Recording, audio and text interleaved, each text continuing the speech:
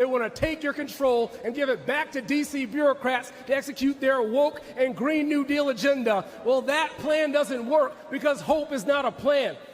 Black people were sold on hope. Now our streets are rife with crime. Our kids can't read, and illegals are getting better help from Democrats in 4 days than we've gotten in 400 years.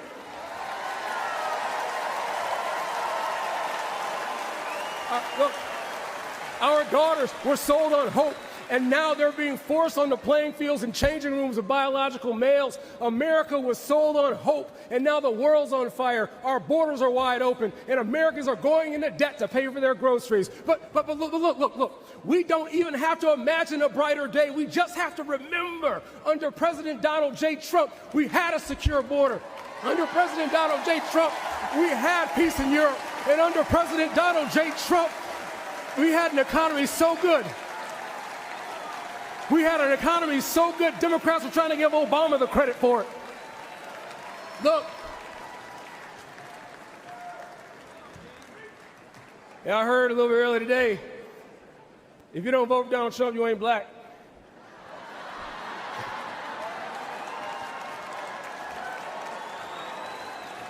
But see, here's the thing. By the grace of God and the proven leadership of Donald Trump, for every American, regardless of race, color, and creed, we can once again have a land where a child's outcome isn't determined by their zip code. We can once again have a land where hard work truly does get you ahead. We can once again have a land where you can go from poverty to prosperity in a single generation. I believe that land is still America. America is the greatest idea that's ever been.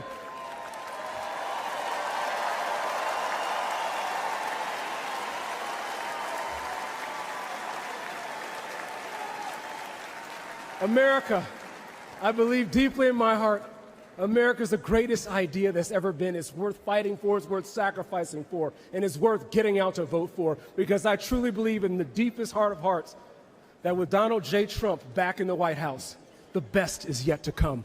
God bless you. Thank you. God bless America.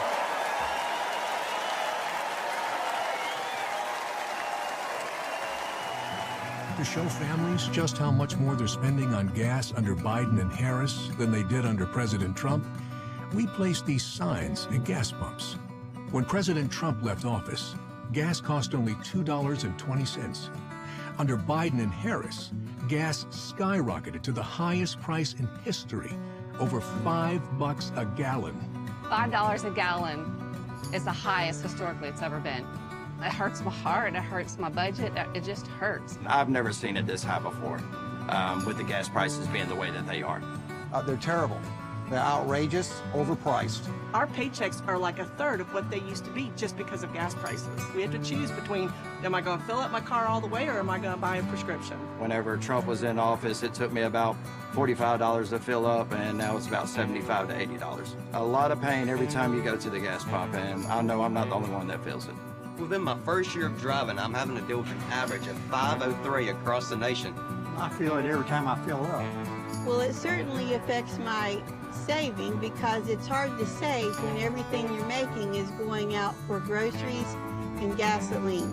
With the gas costing more, of course, the food costs more, and also cuts into doing charitable activities, like try to deliver food to needy children. Families right now are living paycheck to paycheck, and it's going to get worse. How people with families do it on a normal average income, I don't see how they can pay it and have any money left over even to pay for gas. I don't think Bidenomics works for anybody. My family can't afford any more of him. It's impossible to pay $5.03. We need to care about our people better than that. There are going to be 41 million new Gen Z voters this upcoming election, and when they go to cast their vote, I mean, that's definitely going to take a toll on which way they lean. I'm voting for Trump because me and my family won't pay this amount for gasoline. We don't need any more of this. We need more of this. To show families just how much more they're spending on groceries under Biden and Harris than they did under President Trump, we placed these signs in grocery stores. You got a 49% increase under Joe Biden. I mean, a tremendous increase. It just goes on and on. It's ridiculous. I have definitely seen a price increase since Biden has been president. The food prices are astronomical. They're unaffordable They're still going up. Every week you see something else that's gone up higher. It's hurting everybody. When we grocery shop, 5, 6 years ago, this is not the same grocery store that I remember. I do without a lot of things that I shouldn't because we can't afford it. Everything in the store is double the price. I mean, we're talking $600 a week just for my family of 6. I think it's especially hard on families with children. A lot of people are using food banks that never would have used food banks before. Living on Social Security or just disability, it's very difficult to be able to maintain the expenses. I have several elderly friends. They can't even get their medicine some months because they're paying so much for gas and groceries. When you check out, it's shocking. It's shocking what the increase is. Everything. Joe Biden's policy, Kamala's policies, they're killing us. But since Biden's come in, I gotta say it's gotten worse, and they don't even care. I served this country, and I've seen the biggest change in my entire life in these last 3.5 years. If you want to save this country, you need to vote for President Trump.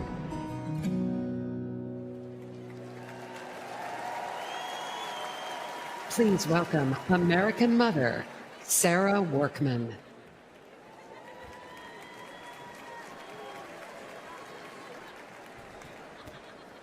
Good evening. I'm Sarah Workman from the great state of Arizona.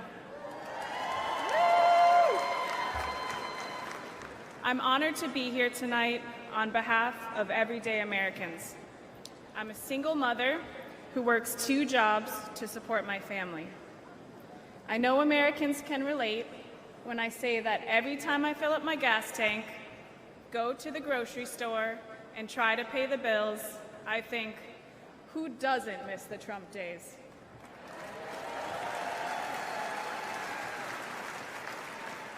But it's not just the economic pain we're all feeling under Joe Biden.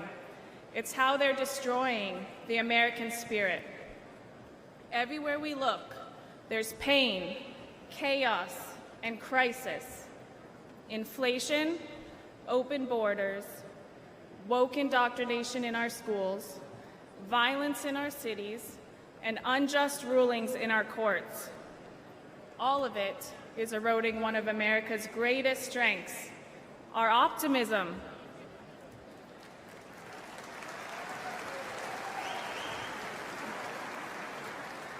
While the left is trying to divide us with identity politics, we are here tonight because we believe that America is always should be one nation under God.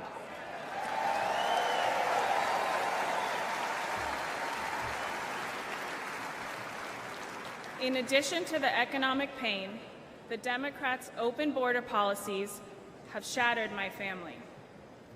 With drugs so readily available, my husband fell victim to the drug epidemic.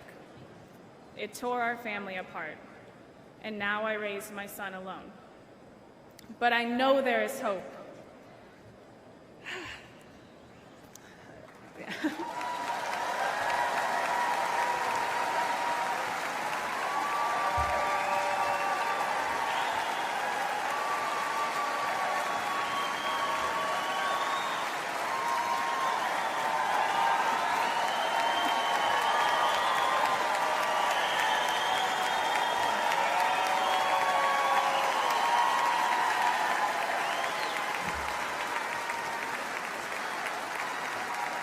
That is what this election represents for all of us who have been forgotten over the last 4 years.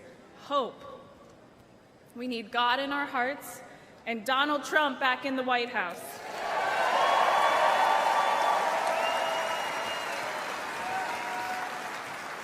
If you're watching tonight and you hear your own story and mine, Donald Trump put me on this stage to show that he hears us, he sees us, and we are forgotten no more.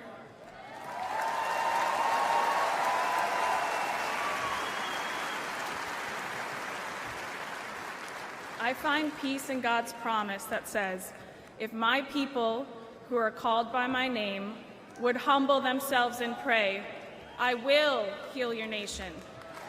Amen.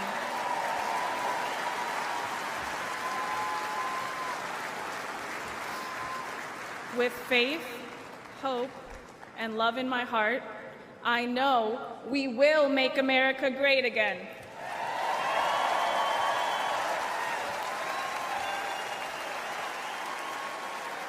Please welcome United States Senator Katie Britt of Alabama.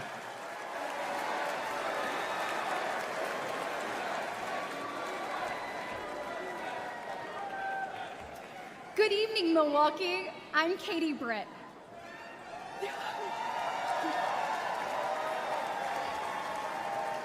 We are all here tonight for one reason. We need to change the direction of our nation. And Donald Trump is the change we need.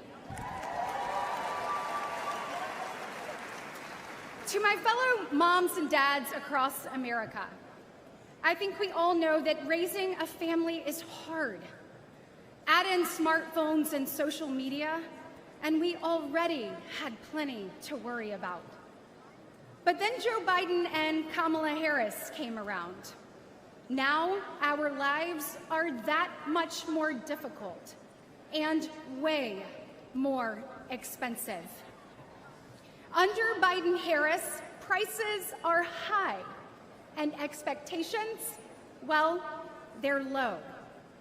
Grocery prices are up more than 21%.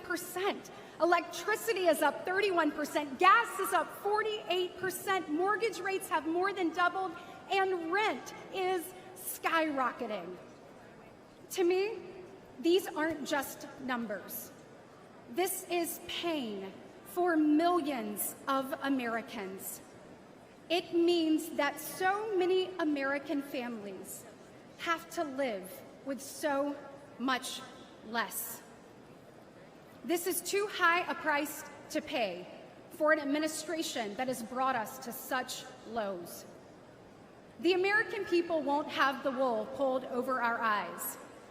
We see how Biden and Harris keep making things worse. And we know the current president is not capable of turning things around.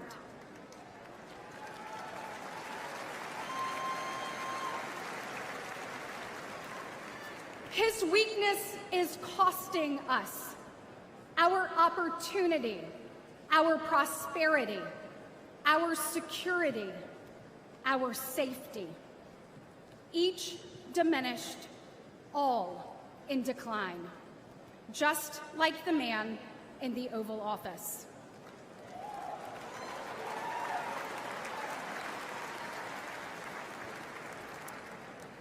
And it doesn't have to be this way. Under President Trump, we had the strongest economy in history. That's right. You didn't need to go into debt just to make ends meet. Energy dominant, stable prices, secure borders, safe streets, strong families and communities. That's what Donald Trump will deliver.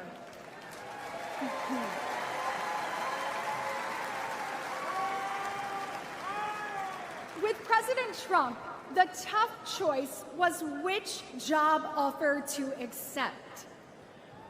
Now, it's which second job to take just to pay the bills. Your family can't afford this costly and dangerous decline for 4 more years. 4 more years of Biden-Harris will impose a lifetime of financial damage on our children and our nation. It is time to return President Trump to the White House. Yes. Republicans will put parents, families, and hard-working Americans first. With President Trump back in the White House, we will reawaken the exceptionalism of the greatest nation ever known.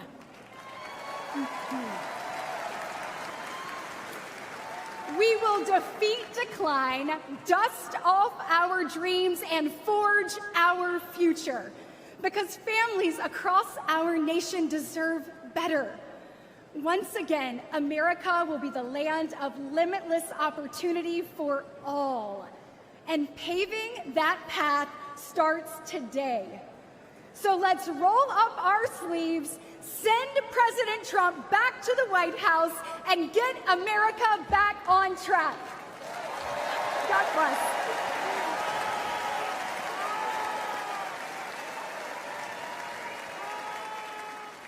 Ladies and gentlemen, please welcome United States Senator Tim Scott of South Carolina.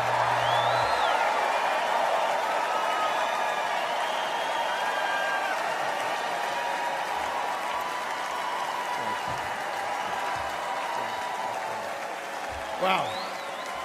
Wow. Wow.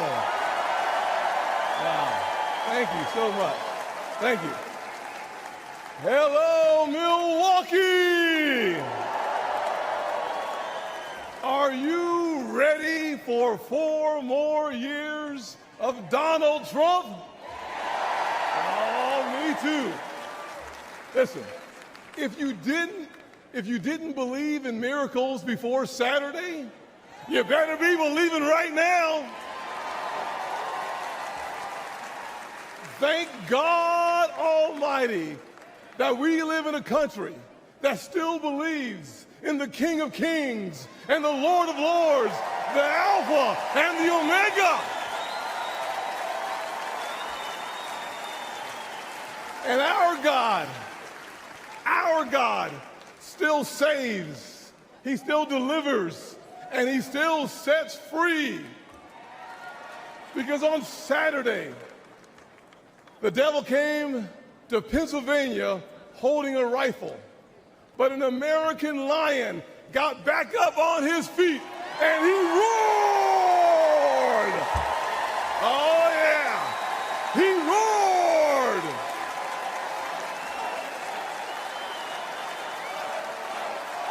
Yeah, yes he did.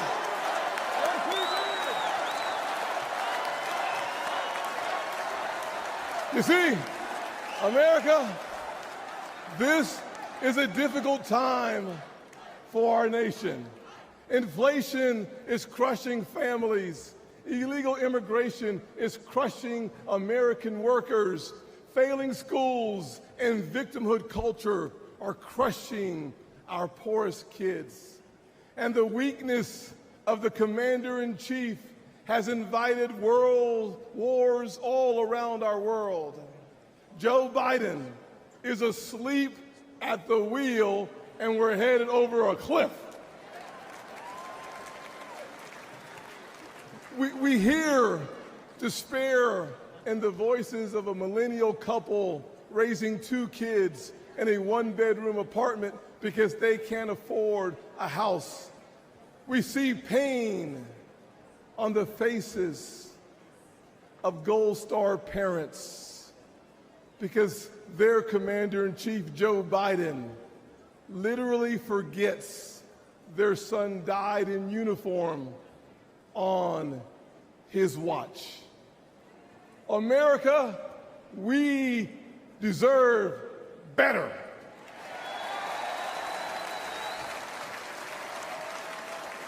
We deserve so much better. I was raised by a single mom in poverty. We had plastic spoons, not silver spoons.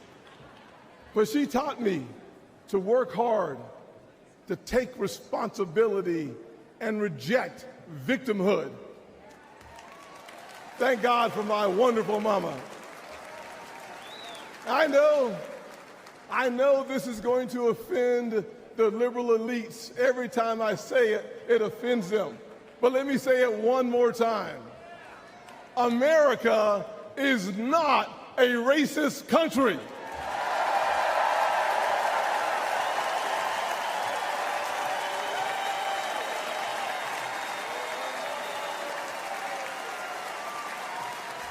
No, we're not.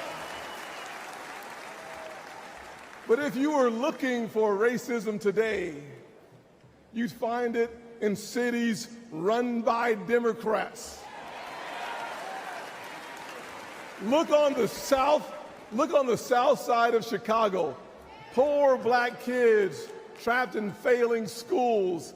Thousands shot every single year, including one of my former interns, Daquan. But there's good news. It's conservative values that restores hope. It's Republican policies that lifts people up. I partnered with the greatest president of my generation, President Donald J. Trump.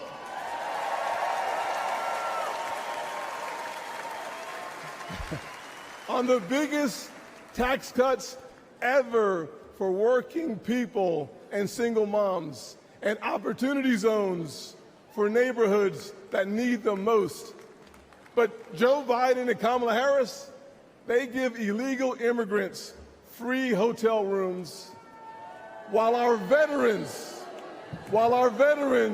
sleep on the streets. Disgusting, disgusting. Trump secured our border once, and Donald Trump will secure it again.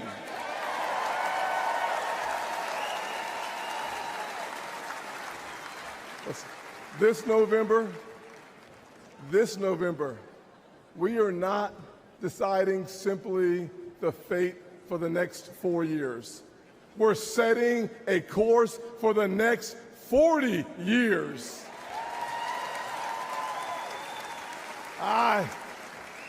I see our heartland filled with huge American factories, powered by abundant American energy, building what America needs, creating generational wealth for blue-collar workers.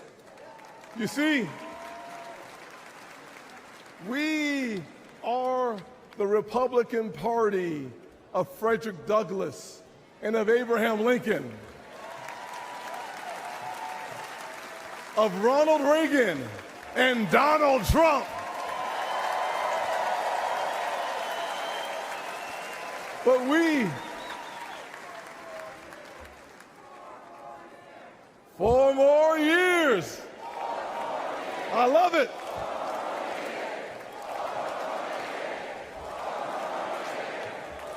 Awesome.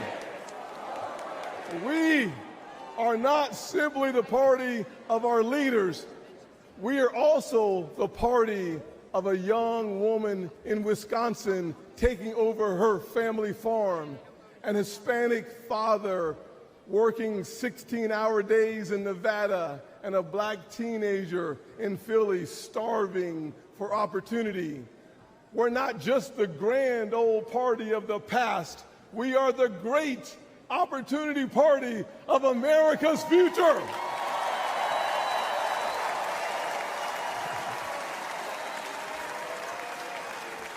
And there's only, hear me clearly, and there's only one person who can make that vision a reality: Donald J. Trump. God bless America.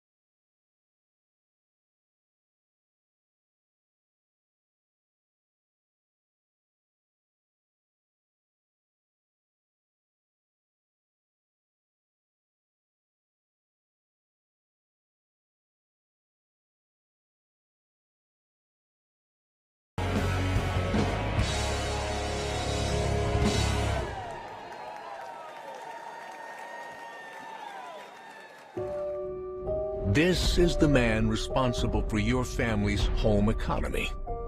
He can't even walk up steps or put on his own coat. Biden's incompetence is financially crushing Americans. One of Biden's first acts as president was to raise taxes, then create a new army of IRS agents to go get the money.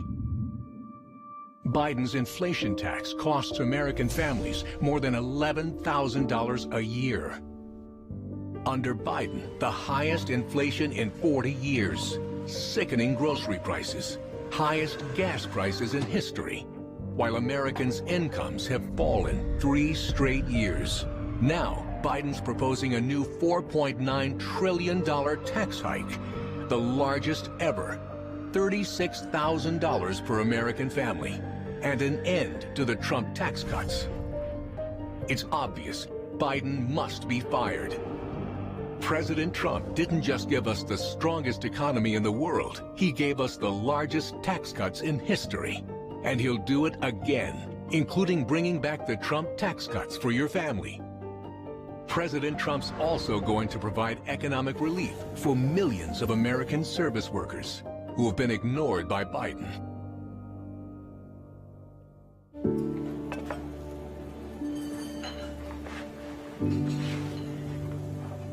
You're looking at America's service workers. And they're over 150 million strong. Waitresses and waiters. Drivers and doormen. Bartenders and baristas. And like so many others in Joe Biden's America, they're struggling economically. The majority now live paycheck to paycheck. Their credit card balances at record highs, at astronomical interest rates, and their incomes are down 3 straight years. The good news? Help is on the way. President Trump's economic plan to restart America includes no tax on tips earned by our service workers. A huge financial shot in the arm. You see, unlike Biden, President Trump doesn't want these Americans to just survive. He wants them to thrive. President Trump, he'll make America affordable again. Please welcome the Governor of the Commonwealth of Virginia, Glenn Youngkin.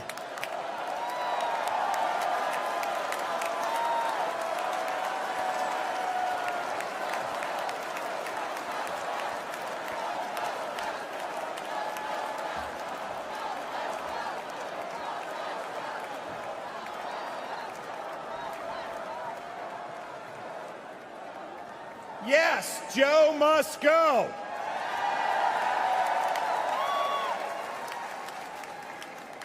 Good evening. I'm Glenn Youngkin, the governor.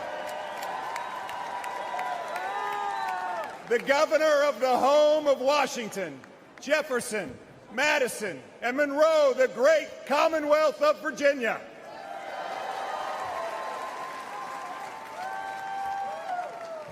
Tonight, we stop for a moment. We ask for God's grace to be on innocent victims. We ask him to be with their families. We thank him for this moment of unity. And we thank him for protecting our next president, Donald J. Trump.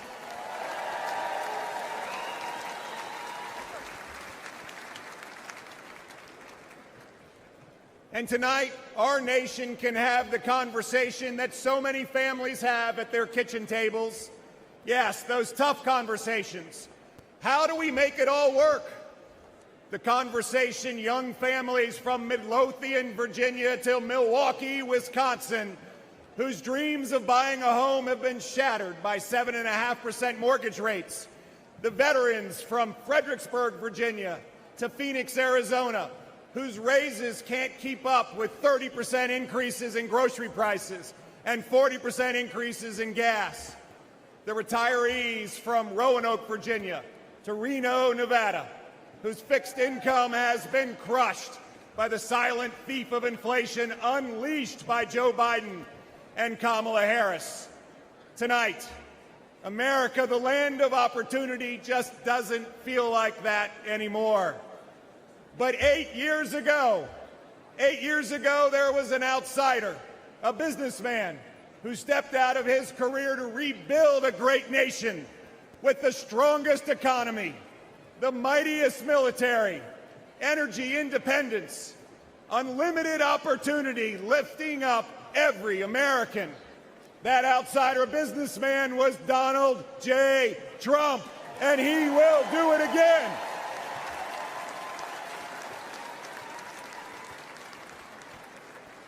I'm proud to be a homegrown Virginian, from a family like a lot of families, with ups and downs and highs and lows.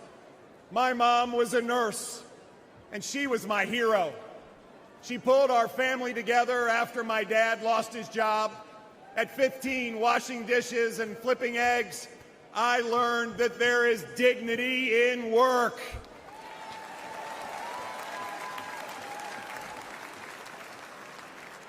At the height of the pandemic 4 years ago, I asked my amazing wife, Suzanne, to go on a walk with me. I told her I planned to quit my job and run for governor. She looked at me with tears in her eyes and a quivering lip and asked, "Governor of what?" We prayed together, and we asked God for guidance and wisdom, and we said if elected, we would serve. After 12 years of only electing Democrats statewide, in November 2021, Virginians elected a Republican outside businessman as their 74th governor.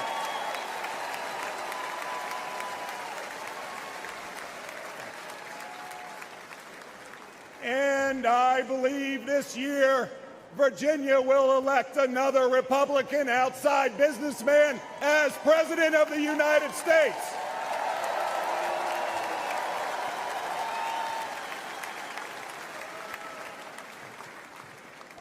President Trump proved that common sense conservative leadership works. It works for America. And we're proving it in Virginia, too. $5 billion of tax relief, backing the blue. Slashing red tape, declaring loudly that, yes, parents matter. And creating jobs, lots of jobs. Virginia now has record job growth, and we were just named America's top state for business.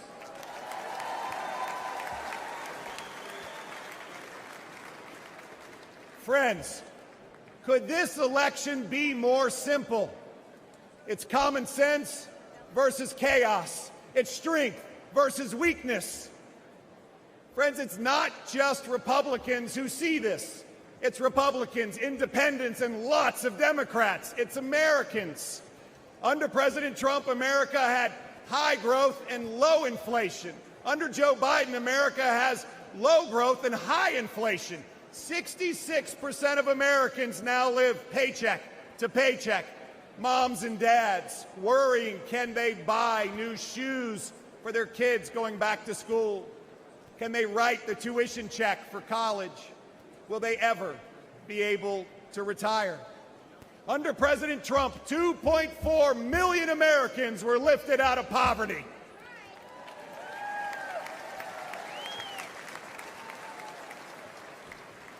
Women, Black Americans, Hispanic Americans, Asian Americans all saw record low employment. Under Donald J. Trump, we once again will have that rip-roaring economy that lifts up all Americans. That is our tomorrow.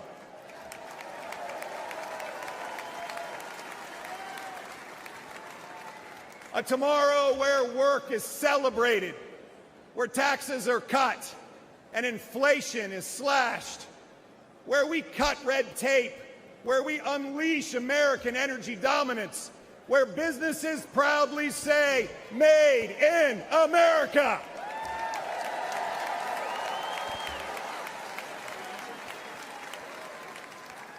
Where entrepreneurs dream, and small businesses thrive, where Americans from any background can pour their God-given talents into building their American dream.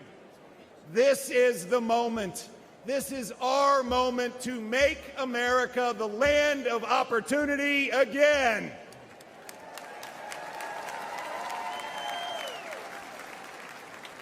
A nation built on a basic truth, that we are granted certain unalienable rights, not by a king, but by an almighty creator.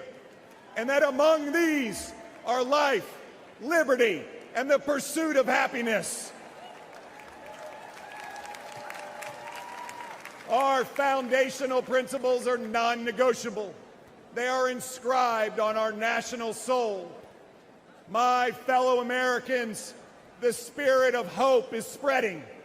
Everyone can feel it, and it will sweep across this nation when we elect Donald J. Trump, the 47th President of the United States. May God bless you, and may God bless the United States of America. Thank you.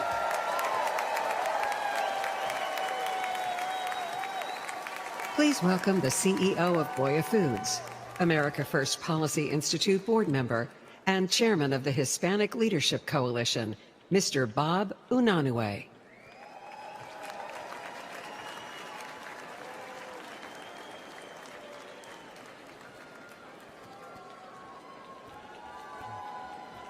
Buenas noches, familia. Good evening, family.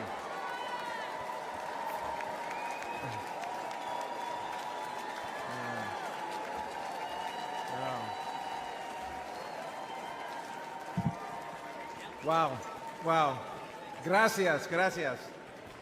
4 years ago, I dared to say that we were blessed by Donald J. Trump, a builder. Got into trouble for that. But more than a builder, he's a courageous leader. And he will bring this nation closer to God. He will bring strength to America. And he will bring prosperity back to America. And that's what my grandfather did as a 17-year-old in 1903.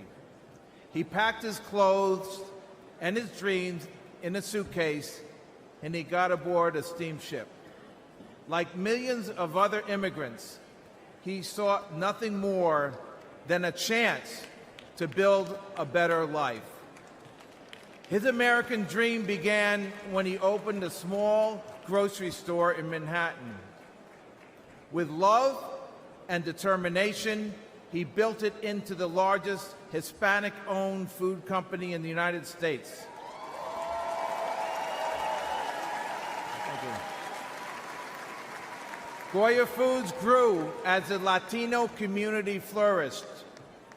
The Latino community is diverse, but we are united in our values that include an unwavering faith in God, and an abiding love of family, and a fierce work ethic. We want the freedom to worship, to love, and to work in a way that gives us purpose, gives us a reason to get up every day. The Biden-Harris administration disrespects our values and has abused our community. They buried our businesses with inflation and government red tape. They even used the FBI to go after traditional Catholics as if we were terrorists. They put out the welcome mat for drug cartels. Biden's open-door policies is all the more insidious because it's couched in soft terms like compassion and sanctuary. In reality, it is cruel. Joe Biden's open southern border facilitates the largest criminal enterprise in the world, which disproportionately victimizes Latinos, especially children. Last year, an HHS whistleblower testified that the United States was the middleman in a large-scale child trafficking operation that has lost track of 85,000 children, a number too large for most football stadiums. Our border czar, Kamala Harris, that means so bad, and we have enough bad, we need some good, we need goodness, was missing in action. Many Latinos came to America from countries where the few exploit and control the many. Today's Democratic Party sees this as their path to maintain power. Instead of lifting people out of poverty, their policies are making our lives worse. For many Latinos, it's deja vu, although even though that's French. I don't know how to say that in Spanish, I'm sorry. The Cuban philosopher Jose Marti said, mankind is composed of two sorts of men, those who love and create and those who hate and destroy.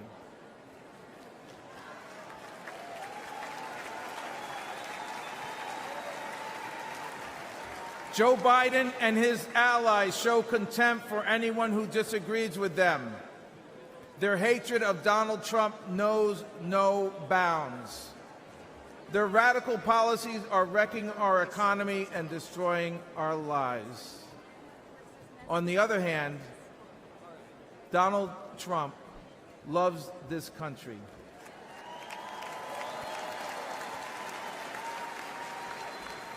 He loves us, and he knows how to build and create. He understands that lasting prosperity is built on a foundation of family, faith, work, and freedom. And not the quicksand of government handouts. He believes we are blessed by God, and with a firm belief that with God, all things are possible, he will make America great again.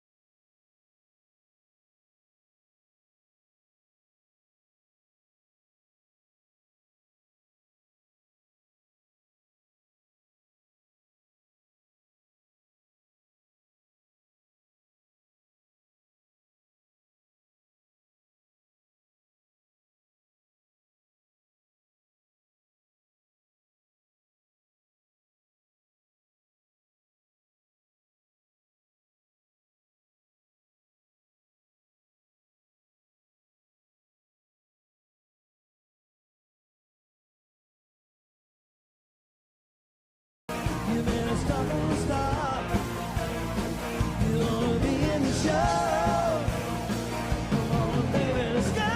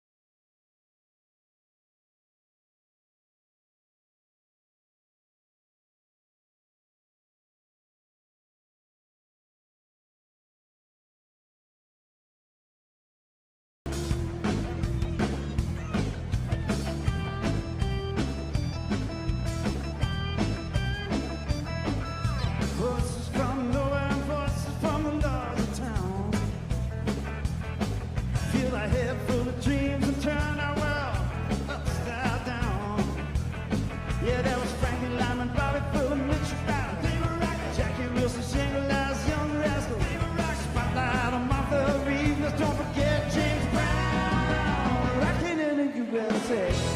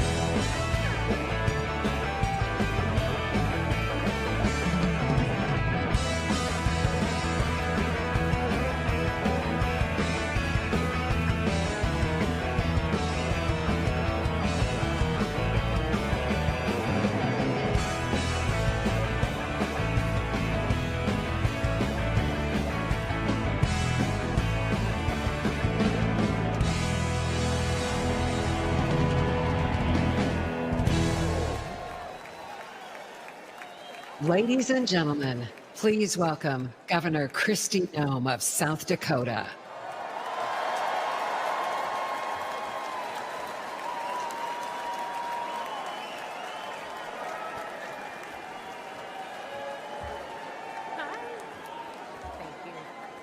Good evening. You all look fantastic. I love the cowboy hats. And a shout out to South Dakota. Hi. Woo. Listen, I'm Governor Kristi Noem from the great state of South Dakota.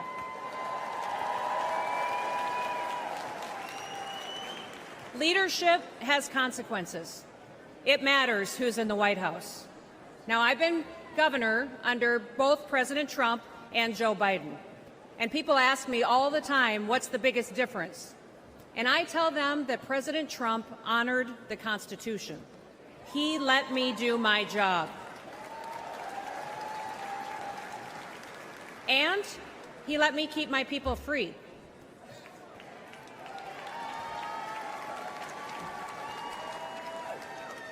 Now, leadership on the state level, it matters too. It certainly mattered in South Dakota. I am so proud to say that South Dakota's strong economy has been a beacon of freedom for America. Most of you probably first heard about me during COVID, didn't you? Because South Dakota was the only state in the country that stayed open for business.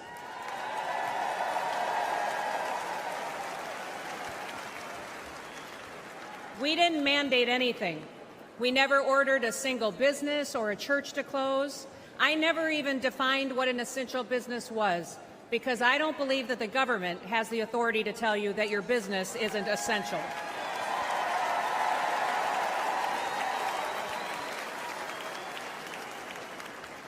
When other states were pushing mandates and lockdowns, instead in South Dakota, we hit the gas. We embraced liberty.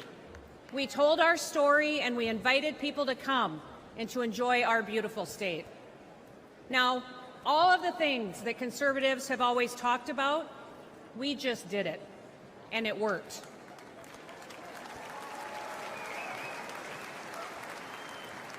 Our economy took off, and since I've been governor, we broke the national record for the lowest unemployment rate in American history at 1.8%. In South Dakota, everybody works. We paid off state debts and bonds. We fixed dams and bridges. We built roads. We have a fully funded pension plan and a AAA credit rating. We broke records for surpluses, and we balance our budget every single year.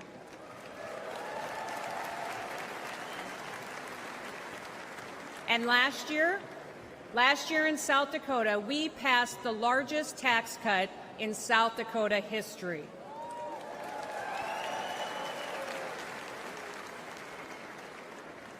Under my administration, incomes in our state have gone up 36%. Women-owned businesses are thriving. We also have the highest birth rate in the nation. People are having babies because they're happy.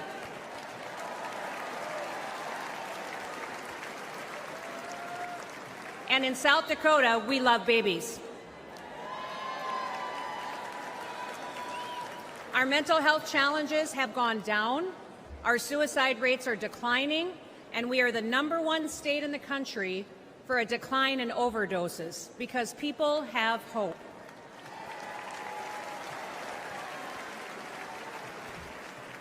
We're growing so fast that we needed more workers to catch up. So we launched the most successful workforce recruitment campaign in the history of South Dakota. And they have come by the thousands to join us and to live with us. Do you guys remember those ads when I was a really lousy plumber and a really terrible electrician? Do you remember those? Well, since we started those ads, we have seen a 78% increase in licensed plumbers in the state of South Dakota. We've seen a 44% increase in electricians in our state. Now, people aren't moving to South Dakota for our beaches or for our beautiful January weather. They are moving to our state for opportunity and for freedom. And all of this happened because our people were bold. We took action, and I was strong. Now, South Dakota proved that freedom will make America wealthy again.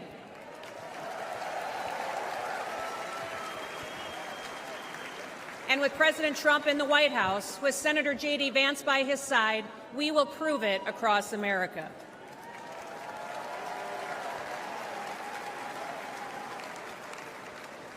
Listen, 2 days ago, the whole world changed. Evil displayed itself in the very worst way, through a cowardly act. An innocent American lost his life, and we will continue to lift his family up in our prayers every single day. Prior to this week, we already knew that President Donald Trump was a fighter. He is the toughest man that I have ever met. Nobody has endured more than what he has gone through.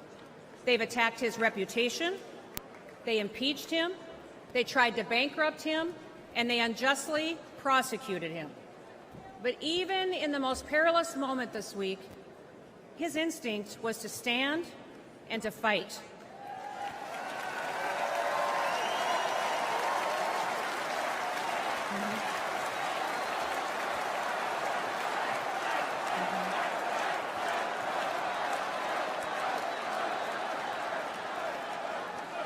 Donald J. Trump is our man in the arena. He will never stop fighting for us. He will never stop, and now he is bringing all of us together. Now, I know that many of you are angry, but now is the time to unite.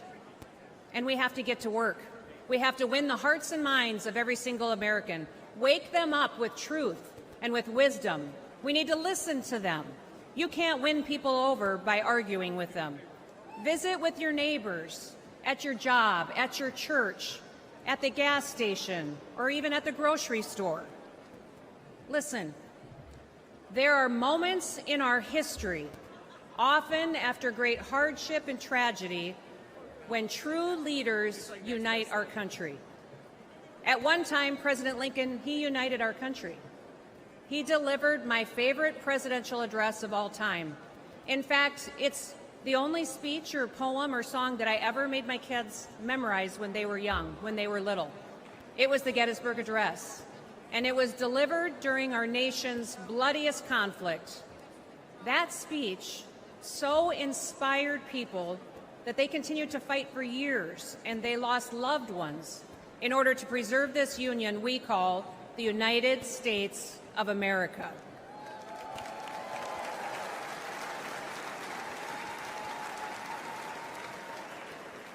Now, at that time, President Lincoln encouraged us to take increased devotion, that this nation, under God, shall have a new birth of freedom, and that a government of the people, by the people, and for the people shall not perish from this earth.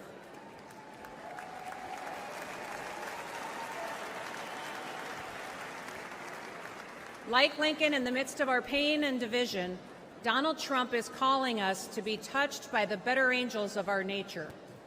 As Paul wrote in 2 Timothy, God has not given us a spirit of fear, but of power and of love and a sound mind. We must not be afraid.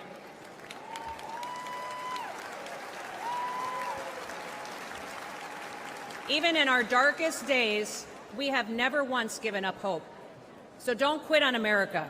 If we lose this country, where else will we go that provides more freedom and opportunity for our kids and our grandkids? And I've got 3 grandkids, and I'm counting on a whole lot more. And yes, democracy can be messy, but there is a great invisible strength to a people's union. We have shown the world that we can endure sacrifice and that we can still unite.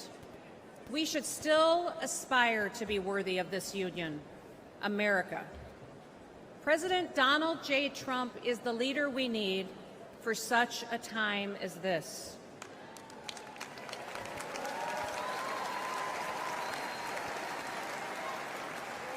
So now, I need you to get to work. Get out there, go do it. Don't quit. Keep fighting, keep uniting, keep talking to people, win the hearts and minds, and may God bless you, and may God continue to bless the great United States of America. Thank you. Donald Trump's surprise visit to a construction site. Hundreds of cheering union members turned out to meet the former president. It was quite a scene. These are hardworking New Yorkers, okay, union members who have been working on this big construction site here in Midtown Manhattan near Trump Tower. USA, USA, USA. I think these maybe were Democrats, but for me, they're a Republican. We built a lot of great buildings in the city with these people, and they've given me great support. They're very, very talented people. They don't get the credit for it. They have very few people can do what they do. These union workers who are here to talk to the president are paying the price of failed economic policies currently in the country. And you heard in New York City chants of "We want Trump." We want Trump. We want Trump. We want Trump. A lot of people are talking about how unusual it is to see so many Trump supporters in Manhattan at 4, 5, 6 in the morning. Does that surprise you? No, absolutely not. President Trump is leading Joe Biden 3-1 on my presidential poll out of my 9,000 members.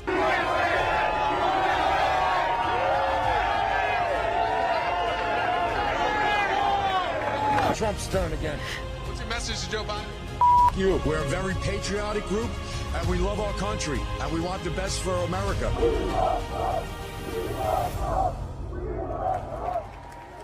Ladies and gentlemen, please welcome Bobby Bartles Jr., business manager of Steamfitters Local 638.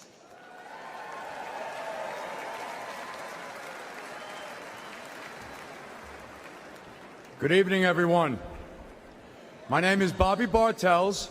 I'm a proud member of Steamfitters Local Union 638, and like many of my fellow union members, I've been a Democrat my whole life.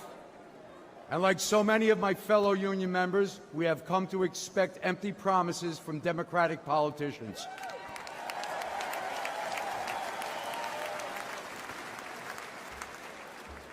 In 1986, after a decade of Democratic politicians' mismanagement, Central Park's iconic Wollman ice rink had fallen into an unusable state of disrepair. Politicians made promise after promise to fix the rink, and yet they did nothing.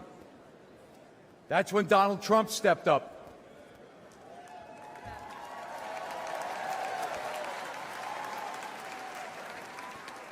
He wasn't mayor, he wasn't running for anything, but he was a guy who cared about people, and he knew how to get a job done. He put his money and his reputation on the line and committed to getting it built. He did it using skilled local union labor like the men of Local 638.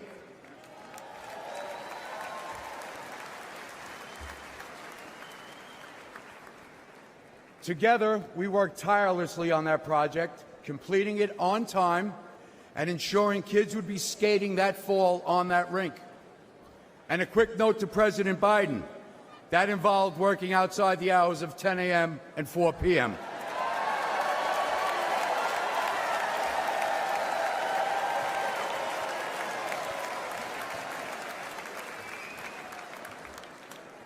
Early one hot summer morning on that job, I saw Donald Trump visiting the site. I yelled out, "Are you here to buy us coffee?" President walked right over. He wasn't the president at the time, but he walked right over, grinning, and handed me some cash and told us it was too hot for coffee. Go buy sandwiches and drinks for everyone.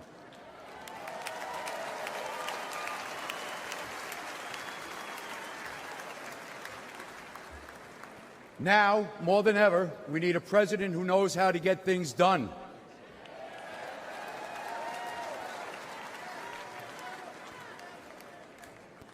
We have an open border inviting illegal immigrants to take our American jobs and lower our wages. Out of control inflation is squeezing budgets, and both violent crime and drug epidemic are pushing people out of our cities, all while Democrats do nothing.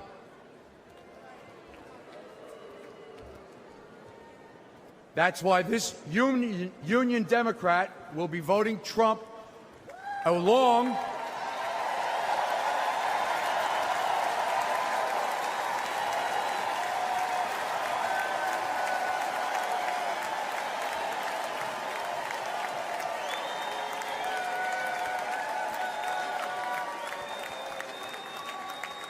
So that's why this union Democrat, along with many of my local union members, will be voting Trump this November.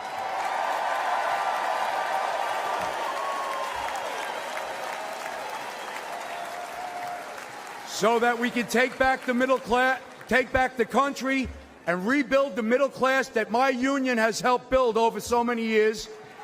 God bless America. Thank you.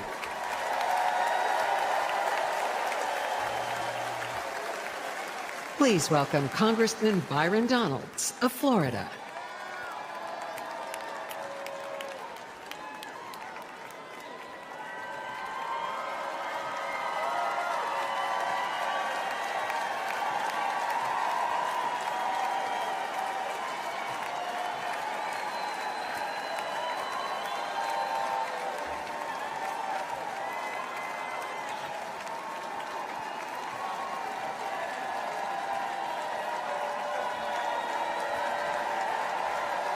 Good evening, Milwaukee.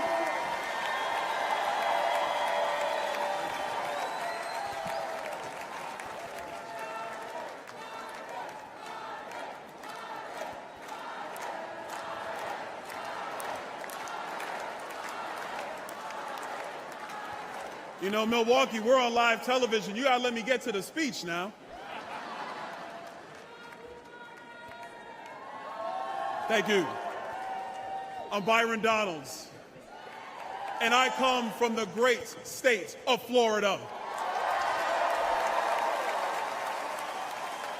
And I proudly represent the people of Southwest Florida. But I was raised by a single mother in Brooklyn, New York. Life was hard, and we struggled. When I was in the first grade, my mother took me out of public school because she could see that public education was failing me. I needed to be challenged, and I needed the opportunity that only a private school could provide. My mother is an educator, and she truly believed in my potential. But Democrat politicians wanted to trap me in a failing school, but my mom fought for me.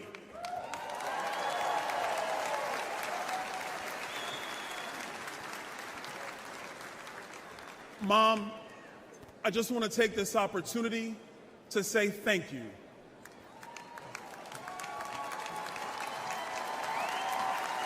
Thank you, Mom. Words cannot describe how deeply grateful I am to be your son. When I was in the 7th grade, my mom lost her job.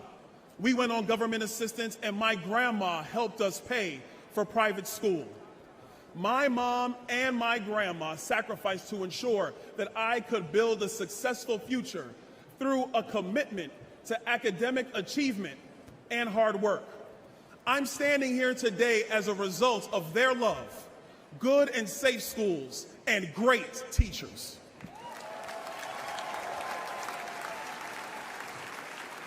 And to the teachers of America who pour your heart and your soul into your students and teach the next generation to love, honor, and serve our great country, we all say thank you.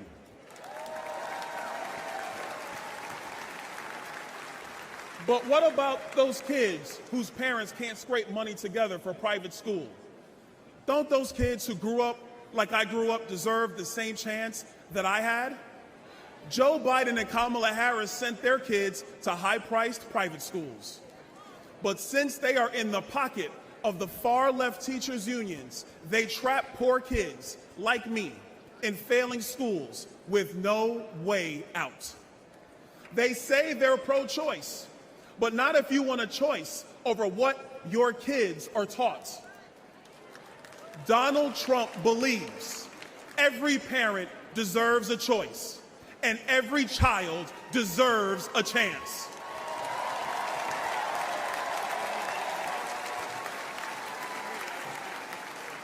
And in November, when Donald Trump is elected, our nation's 47th president, we will make sure all America's children get that chance.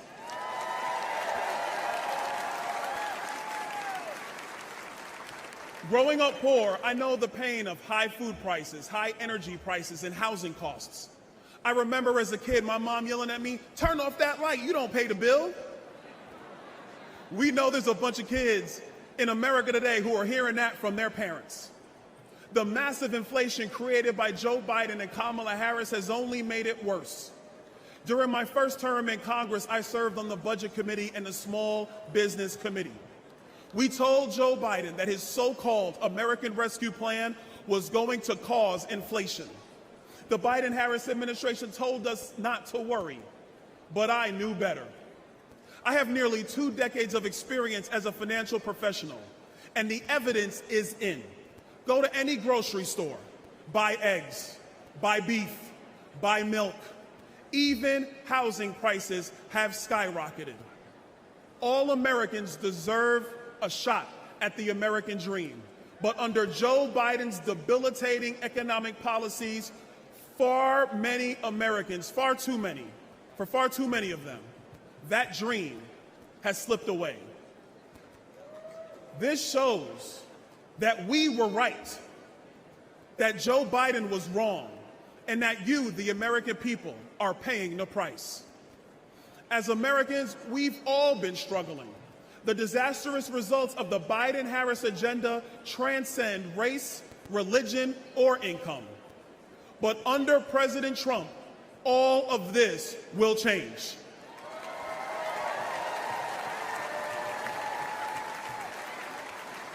And if there was ever a time in our nation to come together, that time is now.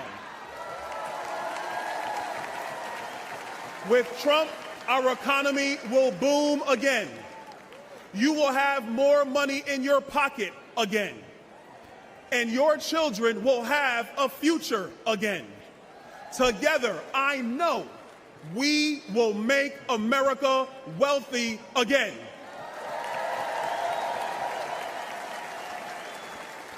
And together, America, we will make America great again. God bless you, Milwaukee. God bless the United States of America.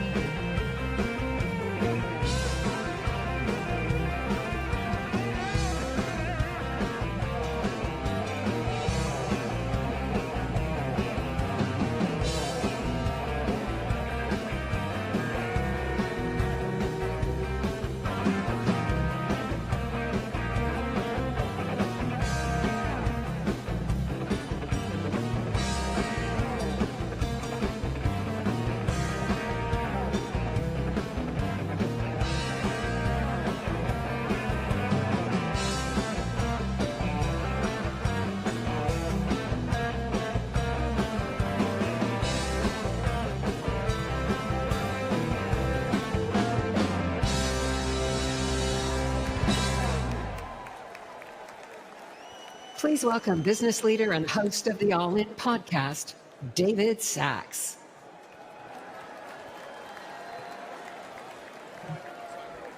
Good evening, America. Good evening, America. I'm David Sachs, a legal immigrant who worked hard to achieve the American dream. Now, thank you. Now I'm concerned those same opportunities won't be there for future generations. As I look out at this convention, I see a party that is strong and unified behind President Donald J. Trump and his pick for Vice President, Senator JD Vance. And what about the Democrats? They're in disarray after shielding President Biden from a vigorous primary and gaslighting the entire country about his fitness to serve. We still don't know which puppet Democrat Party bosses will install as their nominee, but we know what their agenda will be. 4 more years of chaos and failure, both at home and abroad.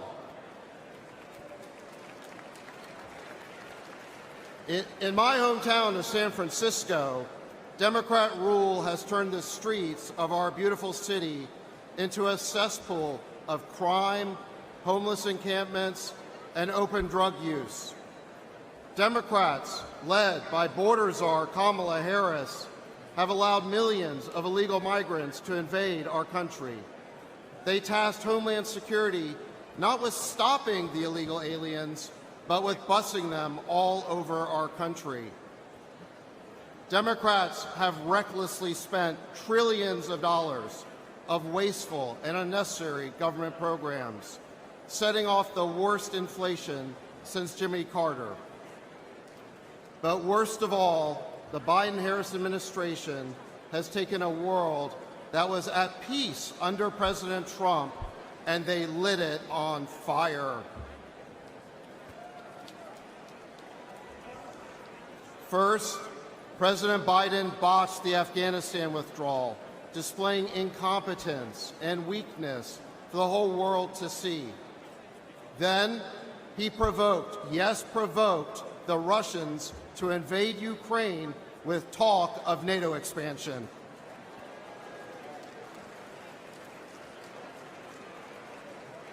Afterward, he rejected every opportunity for peace in Ukraine, including a deal to end the war just 2 months after it broke out. Now the war is deep into its 3rd year, with no end in sight. Hundreds of thousands of people are dead. Hundreds of billions of our taxpayer dollars have gone up in smoke. President Biden sold us this new forever war by promising it would weaken Russia and strengthen America. Well, how does that look today? Russia's military is bigger than before, while our own stockpiles are dangerously depleted. Every day, there are new calls for escalation, and the world looks on in horror as Joe Biden's demented policy takes us to the brink of World War III. In the Middle East, America is now losing a war with the Houthis, and the administration's policy towards Gaza has been so incoherent that the only thing that pro-Israel and pro-Palestine protesters agree on is the chant, F Joe Biden.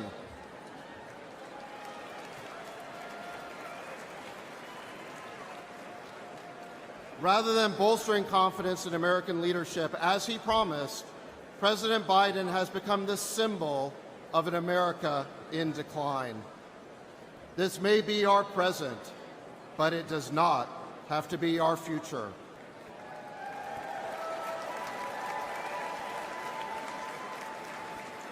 We can replace the Biden-Harris cabal with a president who is strong and smart rather than sleepy and senile.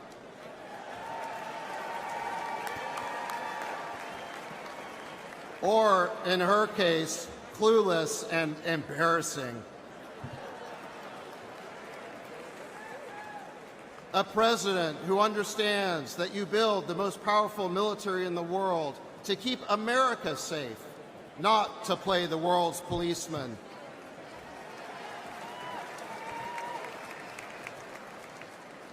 A president who is willing to talk to adversaries as well as friends, because that is the only way to make peace.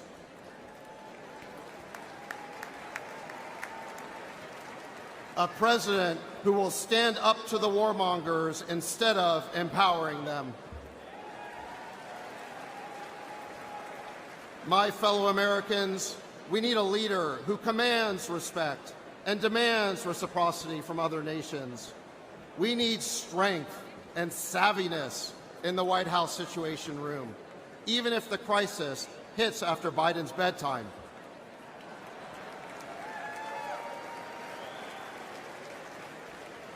We need a president who can be president and lead, not a puppet controlled by his or her staff.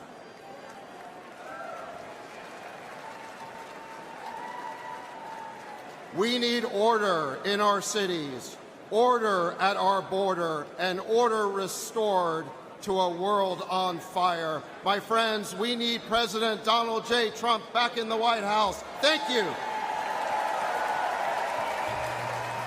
Please welcome women's advocate Vanessa Fora.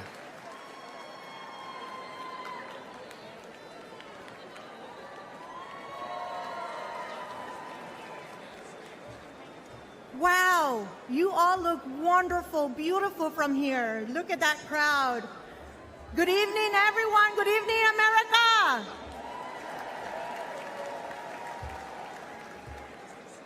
My name is Vanessa Fora. I was born in Peru, and my family migrated legally to the United States when I was 9 years old.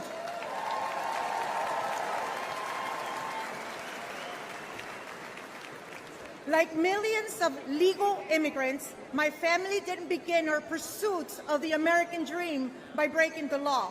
We respected America, and we wanted to earn our citizenship.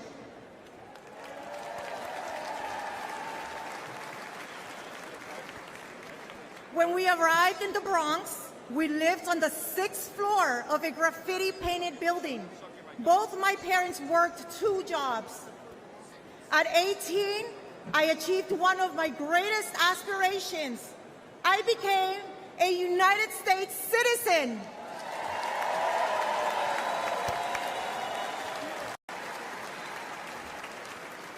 I asked my father which party I should join.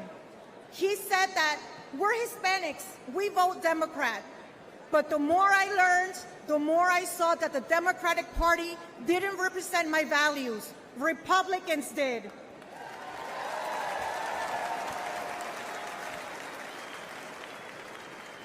I believe that the most important institution is the family, that the U.S. Constitution is the greatest document in history, and that every human being, born and unborn, is made in the image of God.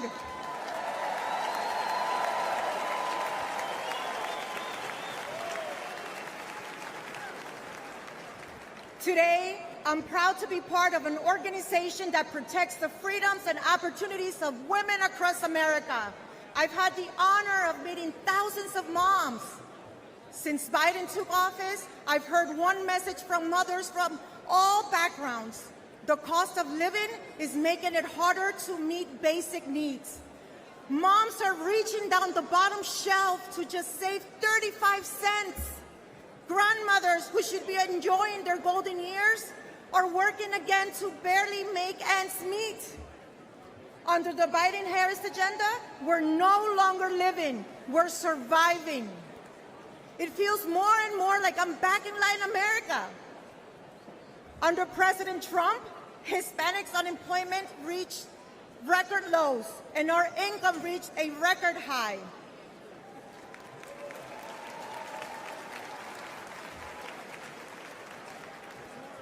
to my fellow Hispanic Americans, and to all Americans.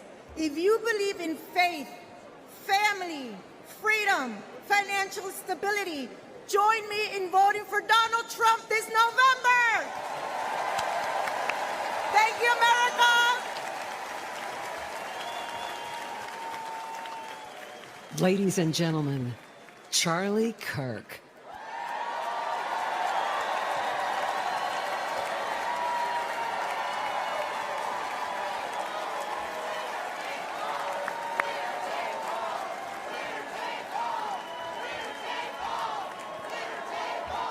Thank you, everybody. Thank you. Good evening. I'm Charlie Kirk, founder of Turning Point USA and Turning Point Action. Together, the largest conservative grassroots organizations in the country.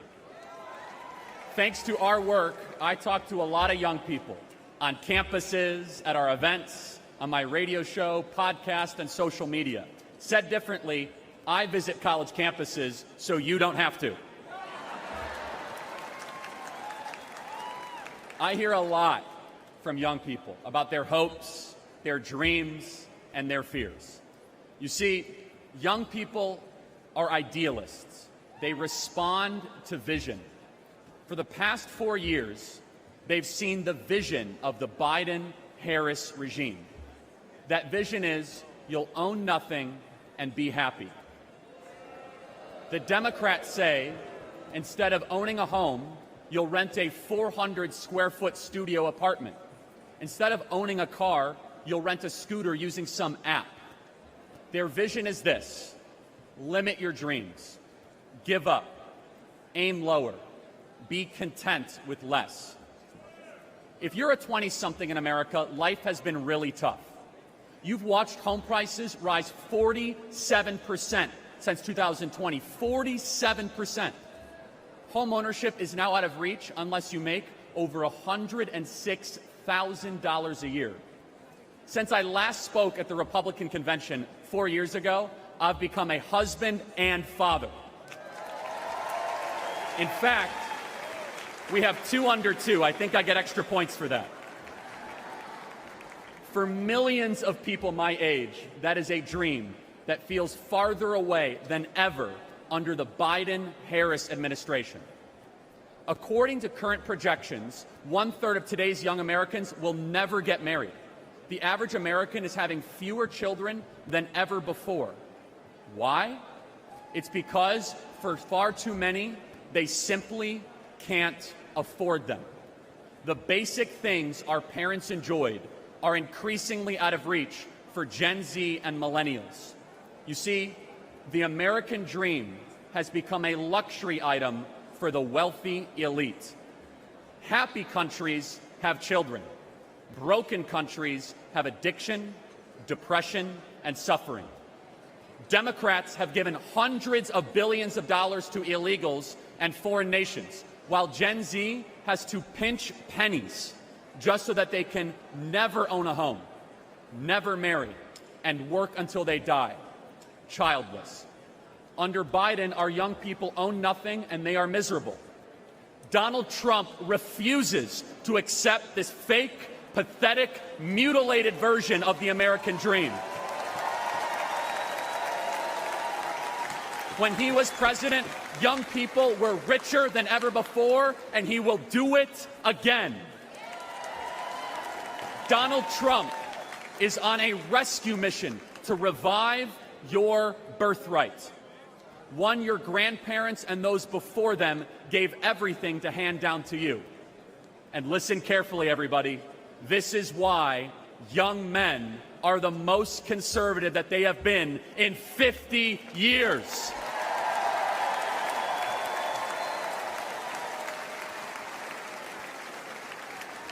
To all the Gen Zers watching this convention on TikTok right now, I have a message just for you.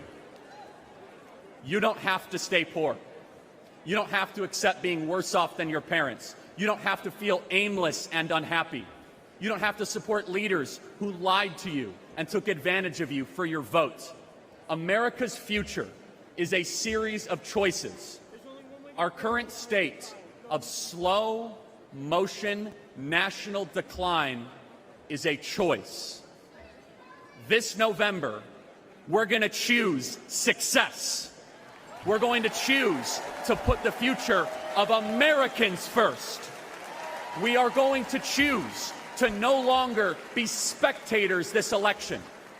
We together are going to do the work to save America.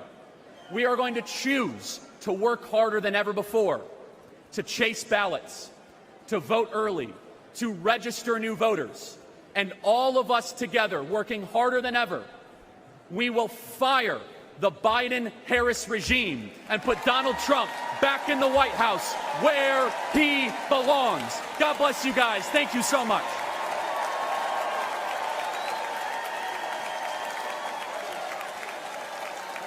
From the very first day that we take back the White House from crooked Joe Biden, the worst president in the history of our country, I believe that we're going to have 4 of the greatest years in the history of our country.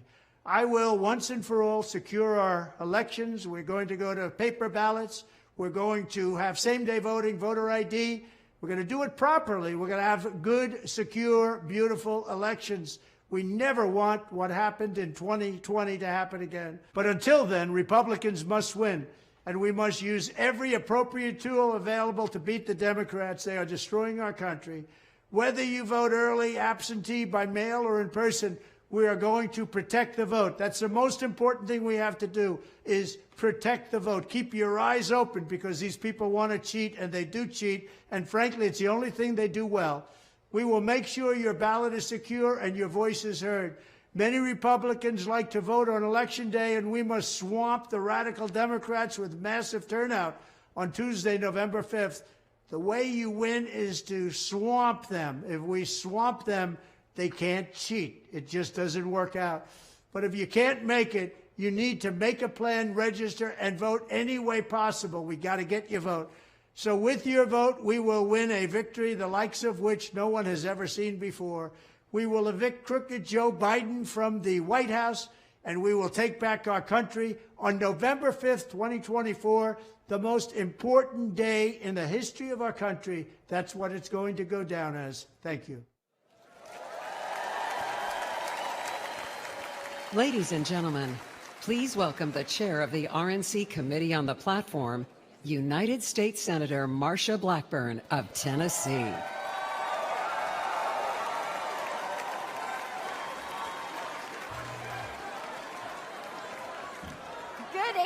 And what a great evening it is.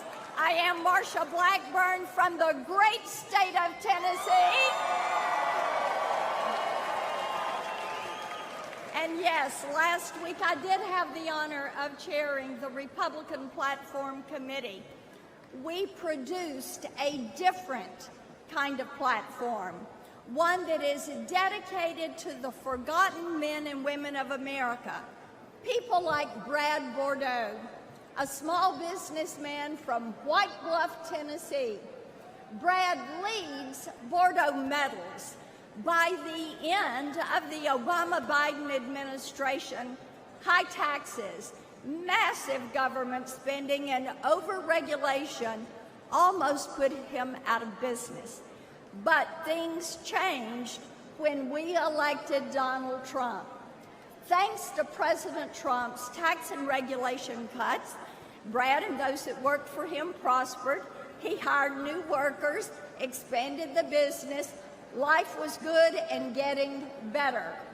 But Bidenomics was a 4-letter word for Bordeaux Metals. Joe Biden, Kamala Harris, their high inflation, high interest, high taxes, and Green New scam are destroying small businesses. Biden and Harris outsourced our energy supply, driving electricity prices up over 29%. The day Joe and Kamala walked into office, gas was $2.40 a gallon. Today, it is $3.54. Our platform says we will make America energy dominant. You know, And let me hear you now. You know who will make that happen? Donald Trump. Joe Biden and Kamala Harris also think that small business owners are wealthy and they should pay their fair share. We all know that's the left-wing code for you gotta pay more taxes. Well, in Tennessee, I led the fight against a proposed state income tax. We killed that thing. We are income tax free in Tennessee. So when Donald Trump was president, I helped him spread economic prosperity with the largest tax cut in American history. Now, President Trump will make those tax cuts permanent. But if Joe and Kamala are reelected, they say they're going to let them expire. That will be the biggest tax increase in American history. Our party's platform commits to making the Trump tax cuts permanent. And you know who will return us to an era of prosperity? Donald Trump.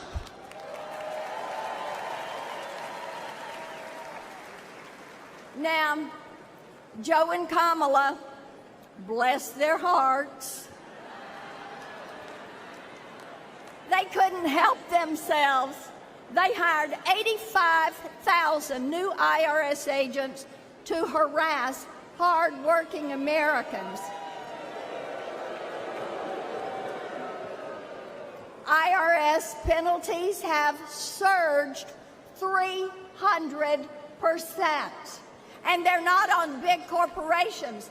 They're on gig workers, freelancers, small business owners, and the self-employed. Let me ask you a question. Who is going to look at those 85,000 IRS agents and say, "You're fired"? Donald Trump.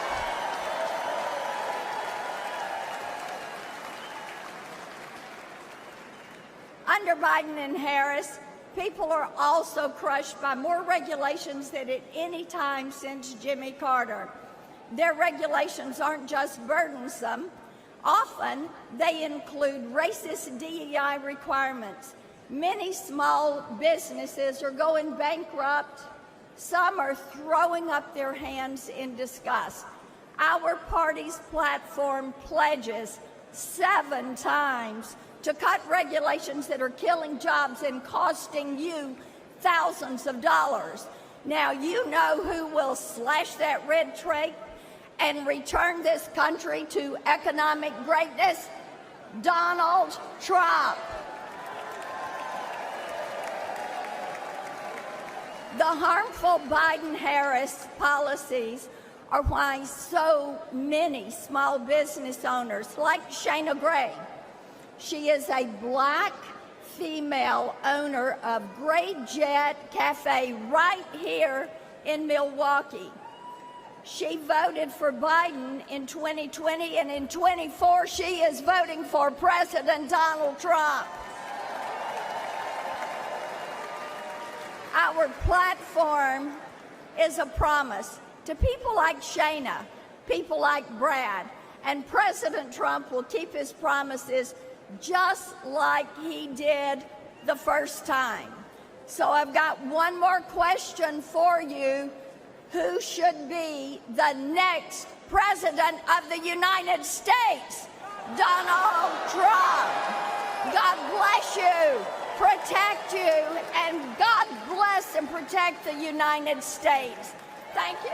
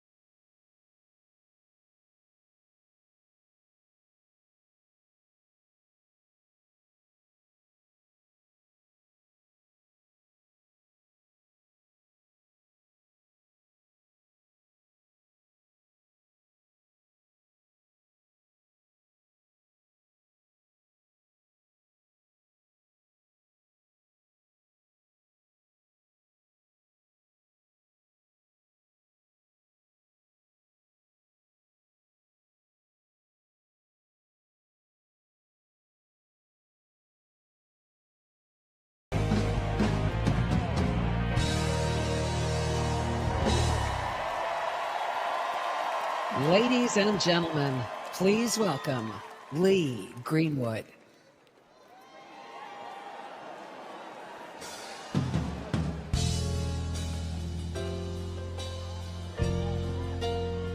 Hello, RNC.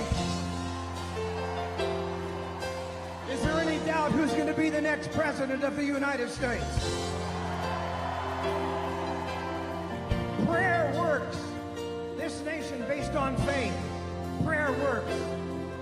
Because he was sure, as Donald Trump turned his head just slightly, that the bullet missed him just enough to save his life to be the next president of the United States.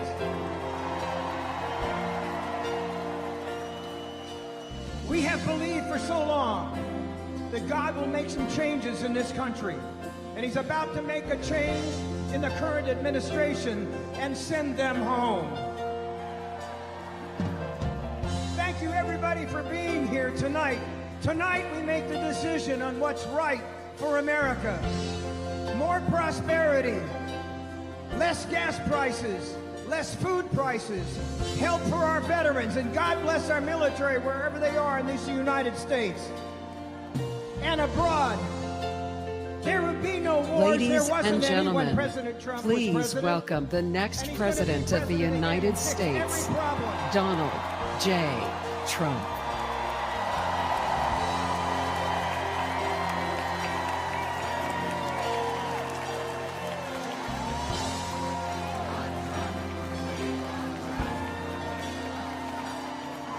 If tomorrow all the things were gone, I'd work for all my life, and I had to start again, just my children and my wife.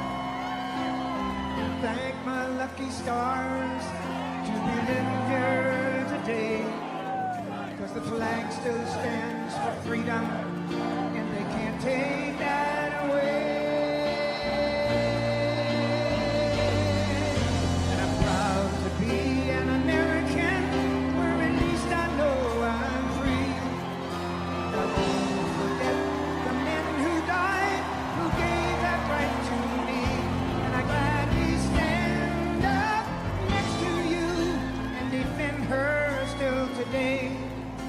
There ain't no doubt I love this land. Sing it!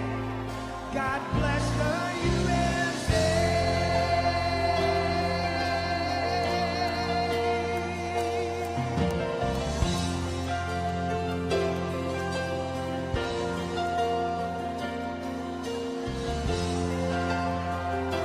We are here tonight with one purpose, and that is to elect Donald J. Trump as the next president of the United States.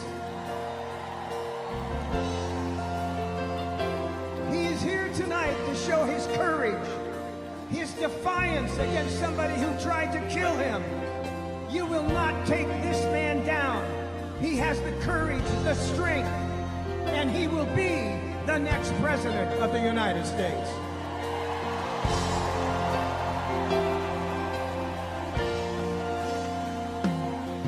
From the lakes of Minnesota to the hills of Tennessee, across the plains of Texas, from sea to shining sea. Ladies and gentlemen, the 45th President of the United States and soon to be the 47th President of the United States, please welcome Donald J. Trump.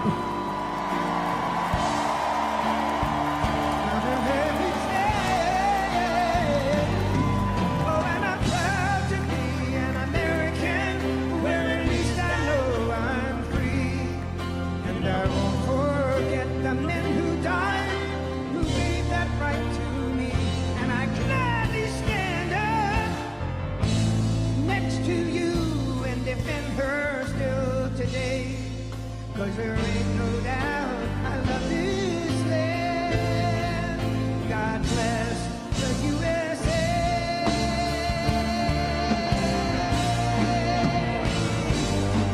Oh, and I'm proud to be an American, where at least I know I'm free. And I won't forget the men who died, who gave that right to me. And I gladly stand up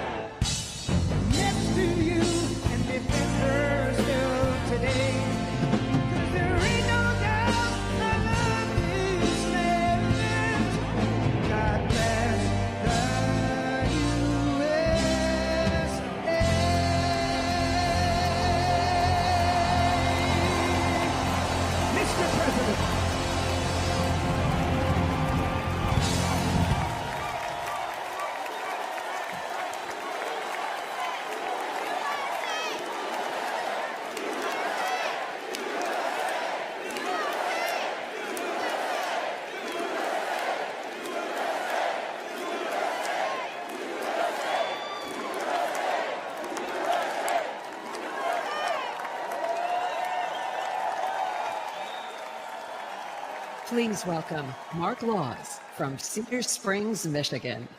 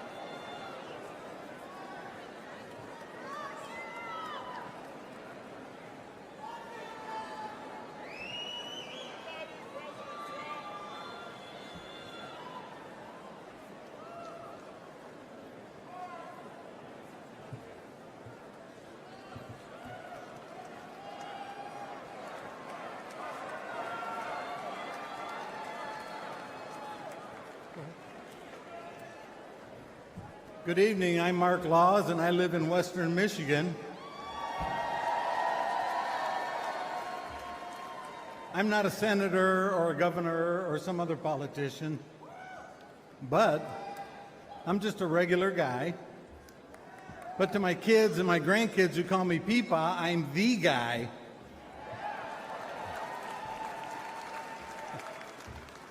I live on a fixed income, so I'm not one of the people that watch their portfolios. No, in the big boy Joe economy, I just worry about getting through the day.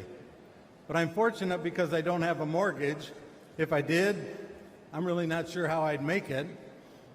The big boy Joe inflation has turned our dollars into nickels. And in Michigan, we got 180,000 plus people that are in tax lien foreclosure right now. So even though I don't have a mortgage, I still got to pay the government to rent my house. And if I don't, they take it away.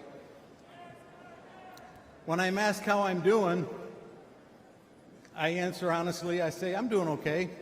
But don't you remember under President Trump, we didn't have to settle for just okay. We were doing great.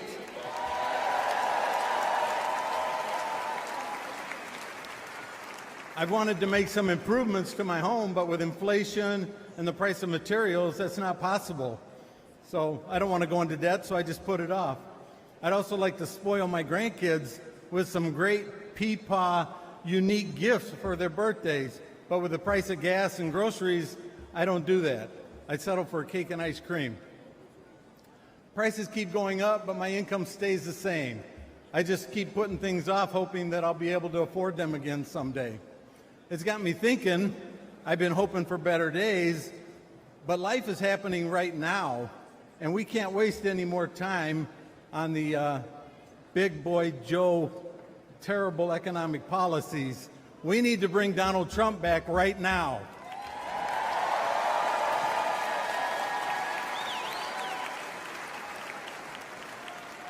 We need to know and share the 20 promises that Donald Trump has made.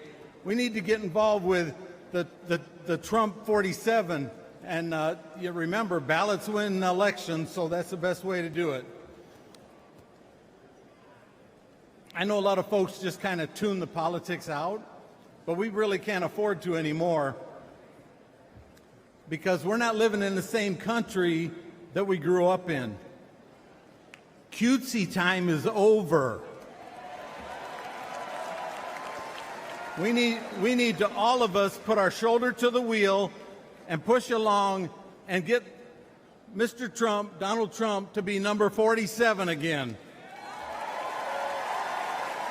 Thank you, and God bless America.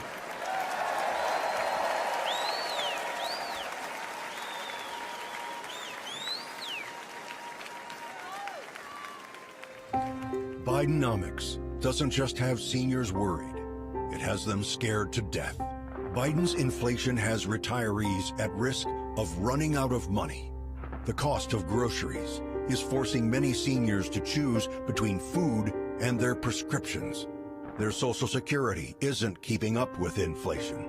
And thanks to Biden and Harris's open border disaster, allowing over 10 million illegals in, the whole Social Security system is at risk.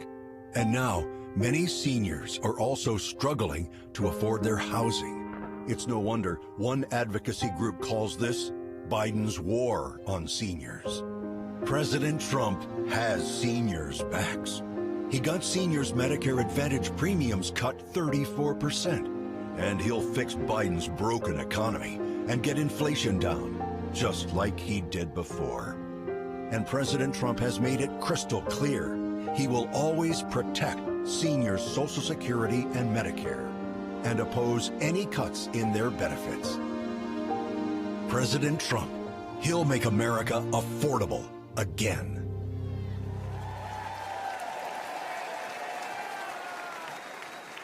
Please welcome Benjamin Joseph.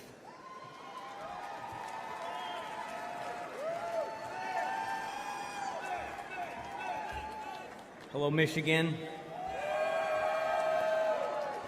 Hello, my fellow patriots. I'm the owner of a home remodeling business that my father Steve started in 1972. During the Trump boom, we were thriving. Under Biden, we are surviving. I know other business owners, like many of you in this room, can relate.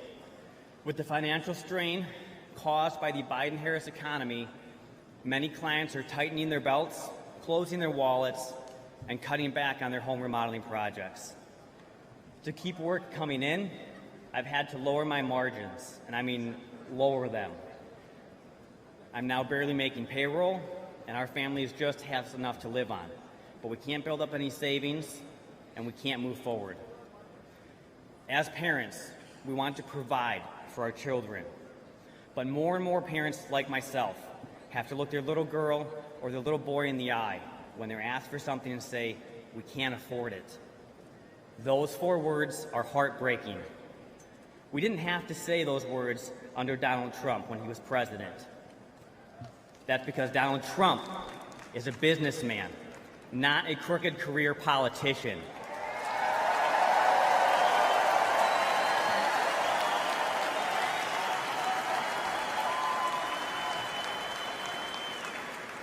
President Trump understands what business owners need to succeed because he is a business owner himself and has succeeded. He knew we could create millions of great jobs if given the chance, and we did. The Trump's tax cuts and regulation cuts empowered entrepreneurs like you and me and enabled us to expand our businesses. We need him back in the White House.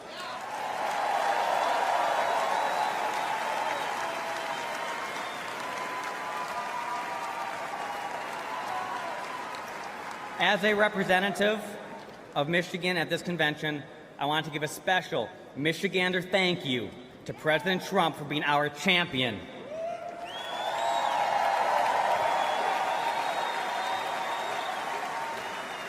He has inspired so many of us, even in this room, to step up and get involved in the fight to save America.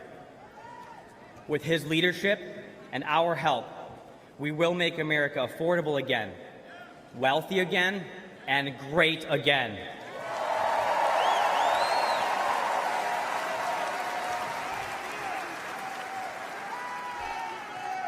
May God bless each and every one of you. May God bless and continue to protect President Trump and his family.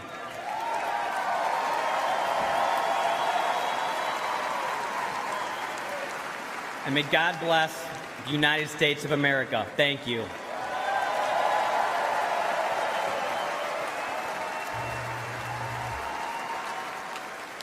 Please welcome Amber Rose from South Philadelphia.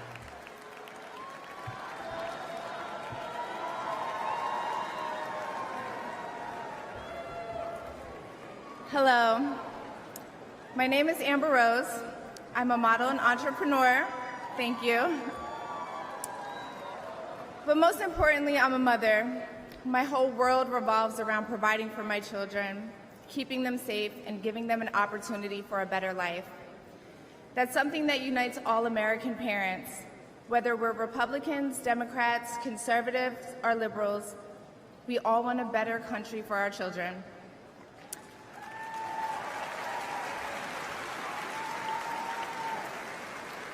But I'm here tonight to tell you, no matter your political background, that the best chance we have to give our babies a better life is to elect Donald Trump President of the United States.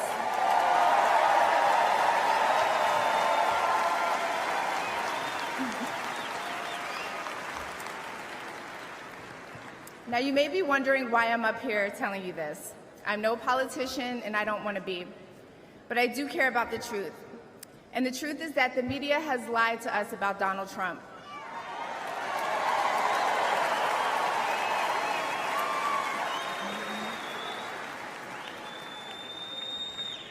I know this because for a long time I believed those lies, so I'm here to set the record straight. The first person I knew who supported Donald Trump was my father. I was shocked. My entire family is racially diverse, and I believed the left-wing propaganda that Donald Trump was a racist. My father said, "No, he's not, Amber. What are you talking about?" And when I insisted, he said, "Prove it." So to prove my father wrong, I did my research and looked into all things Donald Trump. People have to do their research. I watched all the rallies, and I started meeting so many of you, his red hat wearing supporters.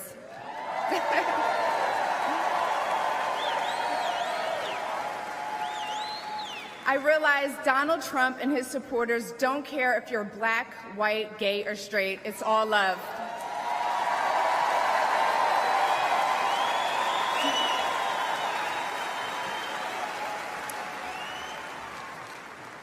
And that's when it hit me. These are my people. This is where I belong.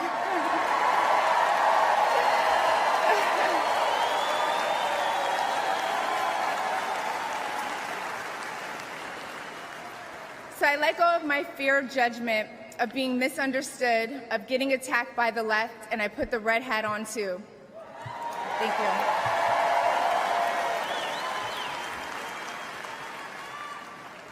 Love you too.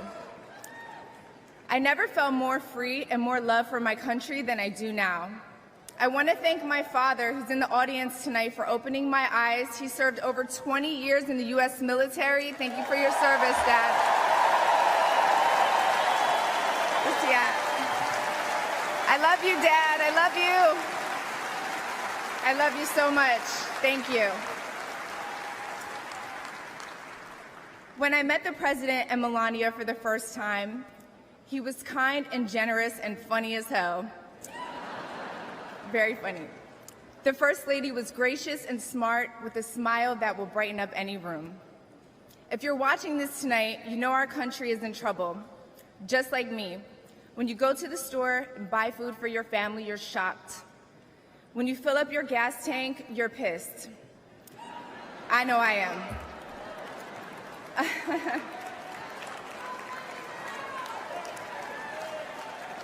And when you turn on the news, you are just exhausted.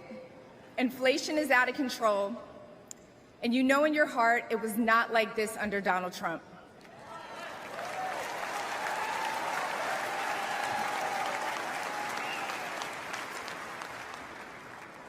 My message to you tonight comes from a humble place. The left told me to hate Trump, and even worse, to hate the other side, the people who support him. When you cut through the lies, you realize the truth. American families were better when Donald Trump was president.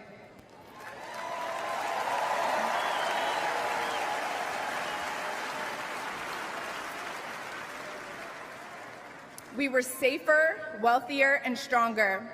A vote for Donald Trump is a vote to put money back in our pockets and good food on our kids' plates. Yes. Or, as Trump would say, it's a vote to make America great again. Thank you so much. Thank you.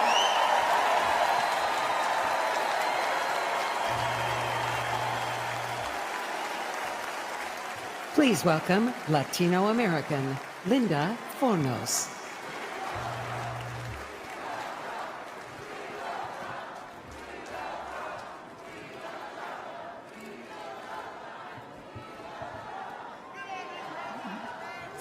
Years ago, I left Nicaragua for a better life in a fabulous Las Vegas, Nevada.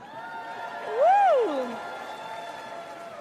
America welcomed me, and I embraced the values of hard work, learning the language, and respecting the laws.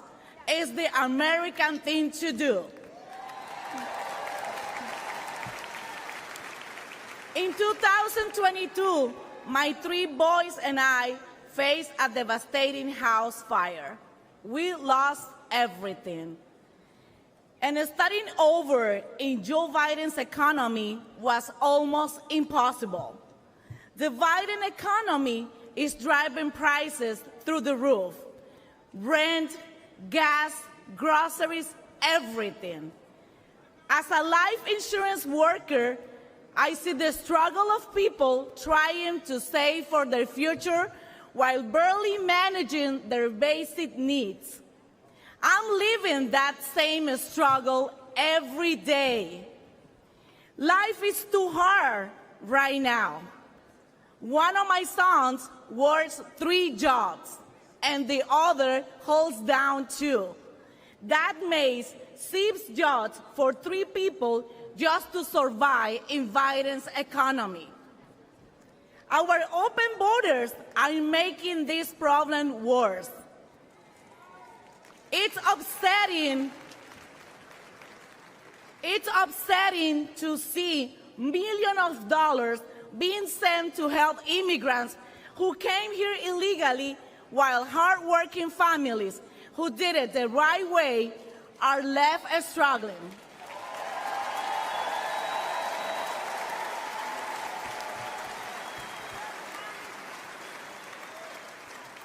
The fact is that illegal immigration hurts legal immigrants the most.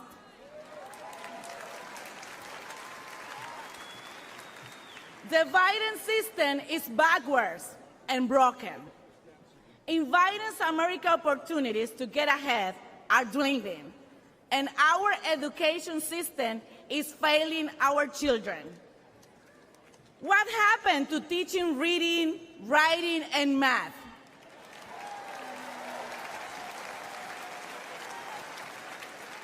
Now, it's like our kids are getting a degree in pronoun studies. He, she, they, them. I have expected my son to come home with a diploma in advanced day 10 theory. Life was completely different under President Trump.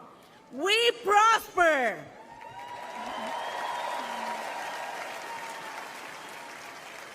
To my beloved Latino community, it's time to wake up and smell the cafecito.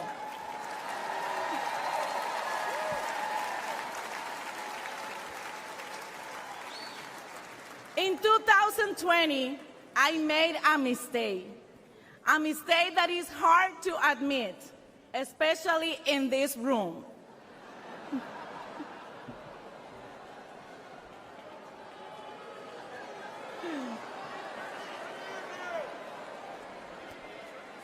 In 2020, I voted for Joe Biden.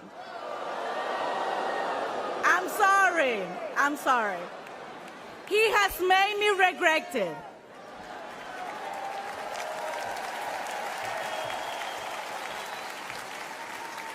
This November, my vote won't be taken for granted. And this time, I won't regret it. Please join me in voting for Donald J.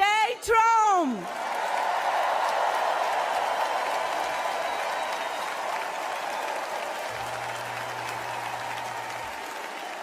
Please welcome the president of the International Brotherhood of Teamsters, Sean O'Brien.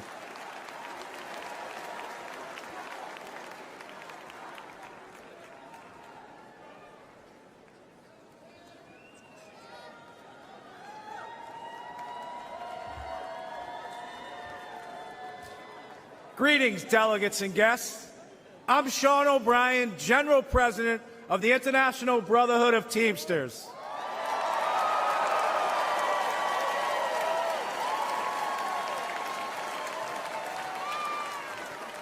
I'd like to give my peeps from the greatest state in the nation, Massachusetts, some props. What's up? First, I want to thank the hardworking Teamsters and union members here in Milwaukee who play vital roles in the building and operations of this convention.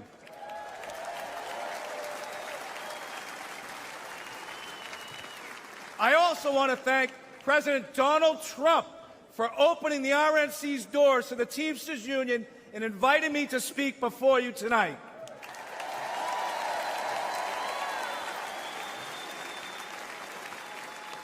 I travel all across this country and meet with my members every week. You know what I see? An American worker being taken for granted.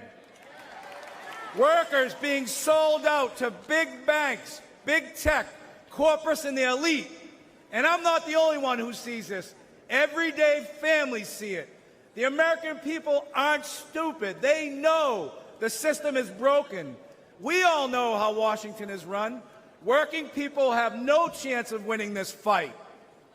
That's why I'm here today. Because I refuse to keep doing the same things my predecessors did.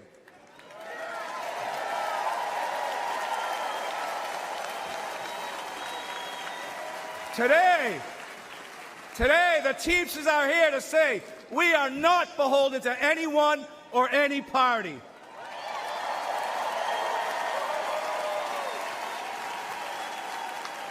We will create an agenda and work with a bipartisan coalition ready to accomplish something real for the American worker.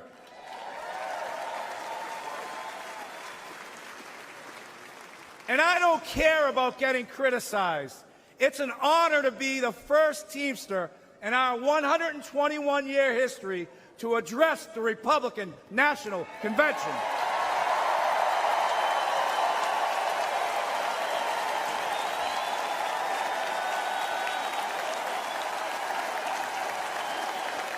Several months ago,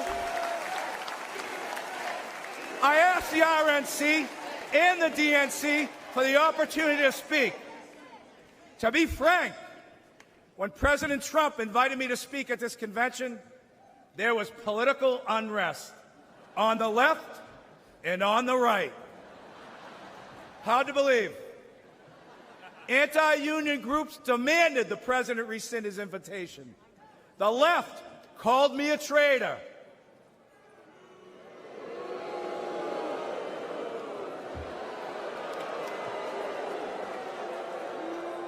And this is precisely why it's so important for me to be here today.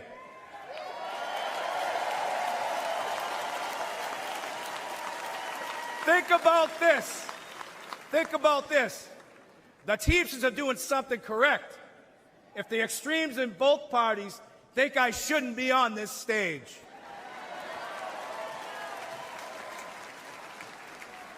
President Trump had the backbone to open the doors to this Republican convention, and that's unprecedented.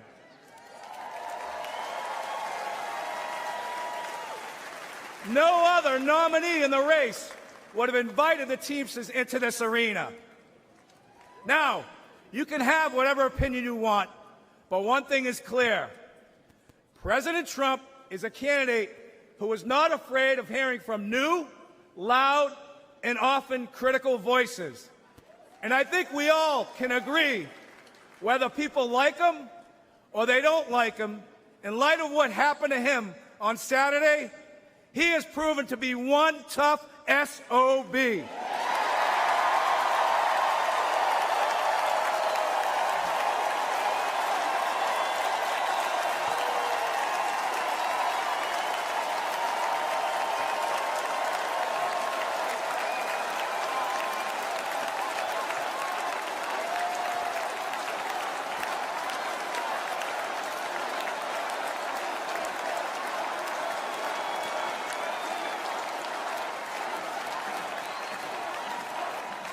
Now, when I won the presidency of the Teamsters in a national election 2.5 years ago, we started reaching across the aisle.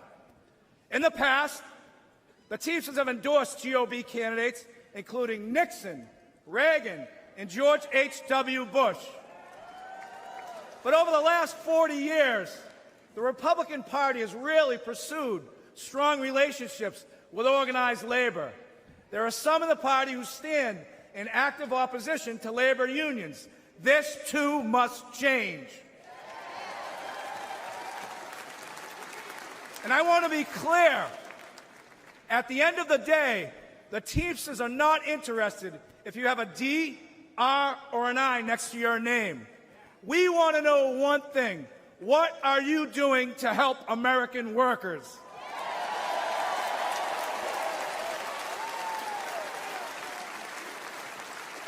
As a negotiator, I know that no window or door should ever be permanently shut.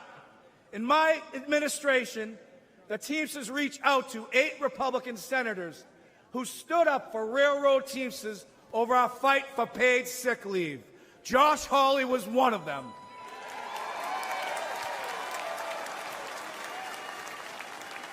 We started talking. Senator Hawley changed his position on national right to work. Then we started walking. Senator Hawley walked a Teamsters picket line in St. Louis and a UAW picket line in Wentzville, Missouri. More than that, I want to recognize Senator Hawley for his direct, relentless, and pointed questioning of corporate talking heads, lawyers, CEOs, and apologists. He has shown he is not willing to accept their pillaging of working people's pocketbooks. I know from a career in negotiating that you get nowhere by slamming your fist on the table. The first step is to listen.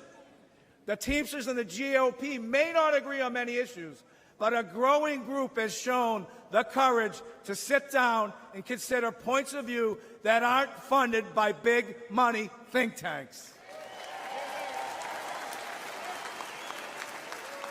Senators like JD Vance, Roger Marshall,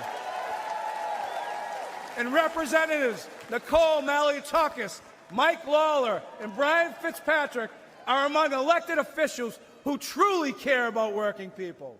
And this group is expanding and is putting fear into those who have monopolized our very broken system in America today. There are far too many people on both sides of the aisle still caught up in knee-jerk reactions to unions, who subscribe to the same tired claptrap that unions destroy American companies.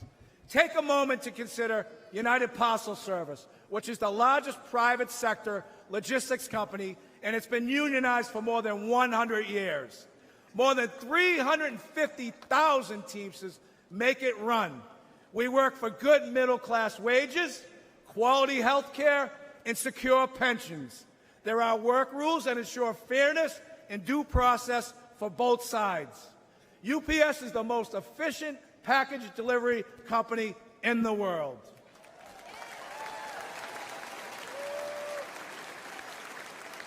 But let's not forget that UPS doesn't provide these great wages and benefits out of the kindness of its heart.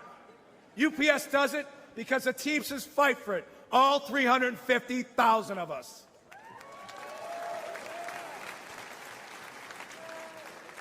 You know, corporatists hate when working people join together to form unions. But for a century, major employers have waged a war against labor by forming corporate unions of their own. We need to call the Chamber of Commerce and the business roundtables what they are. They are unions for big business. And here's another fact. Against gigantic multinational corporation, an individual worker has zero power. It's only when Americans band together in democratic unions that we win real improvements on wages, benefits, and working conditions. Companies like Amazon are bigger than most national economies. Amazon is valued over $2 trillion.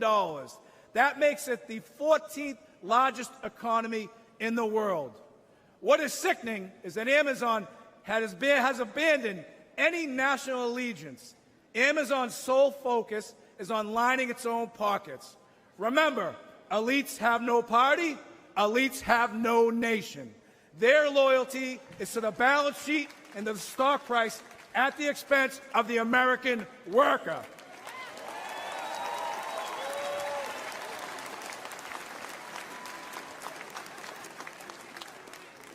In my office in Washington, D.C., I can see the United States Capitol from my window. I see well-intentioned people arrive in Washington and get eaten up by an unforgiving system. The responsibility to average Americans takes a back seat. The objective now becomes survival. Fundraiser after fundraiser. Corporate consultants hedge every initiative. The Hill crawls with lifers, bouncing from government jobs to corporate jobs and back again. I think we can all agree D.C. is a pretty treacherous area. Most legislation is never meant to go anywhere, and it's all talk. And in America, talk isn't cheap. It's very expensive, and it comes at the cost of our own country. Working people know our system is broken. The elites are not laboring on behalf of workers. There is a political caste system that prevents citizens from accessing their representatives to hold them accountable. For a moment in time, working people in America were seen as essential. Sadly, it took a global pandemic for political and corporate elites to notice this fact. But ask yourself this question. Since the end of the pandemic, when was the last time you heard major news outlets regularly refer to workers as essential? You haven't. The men and women who provide goods and services, deliver packages, stock grocery shelves, care for patients, pick up your trash, and keep our communities safe are taken for granted. All the while, the stock market booms, housing prices hit record highs, and corporate salaries skyrocket. But the income of everyday Americans are shrinking in the face of inflation. At the gas pumps, at the grocery store, with the electrical bill, and with the car insurance. This has got to change.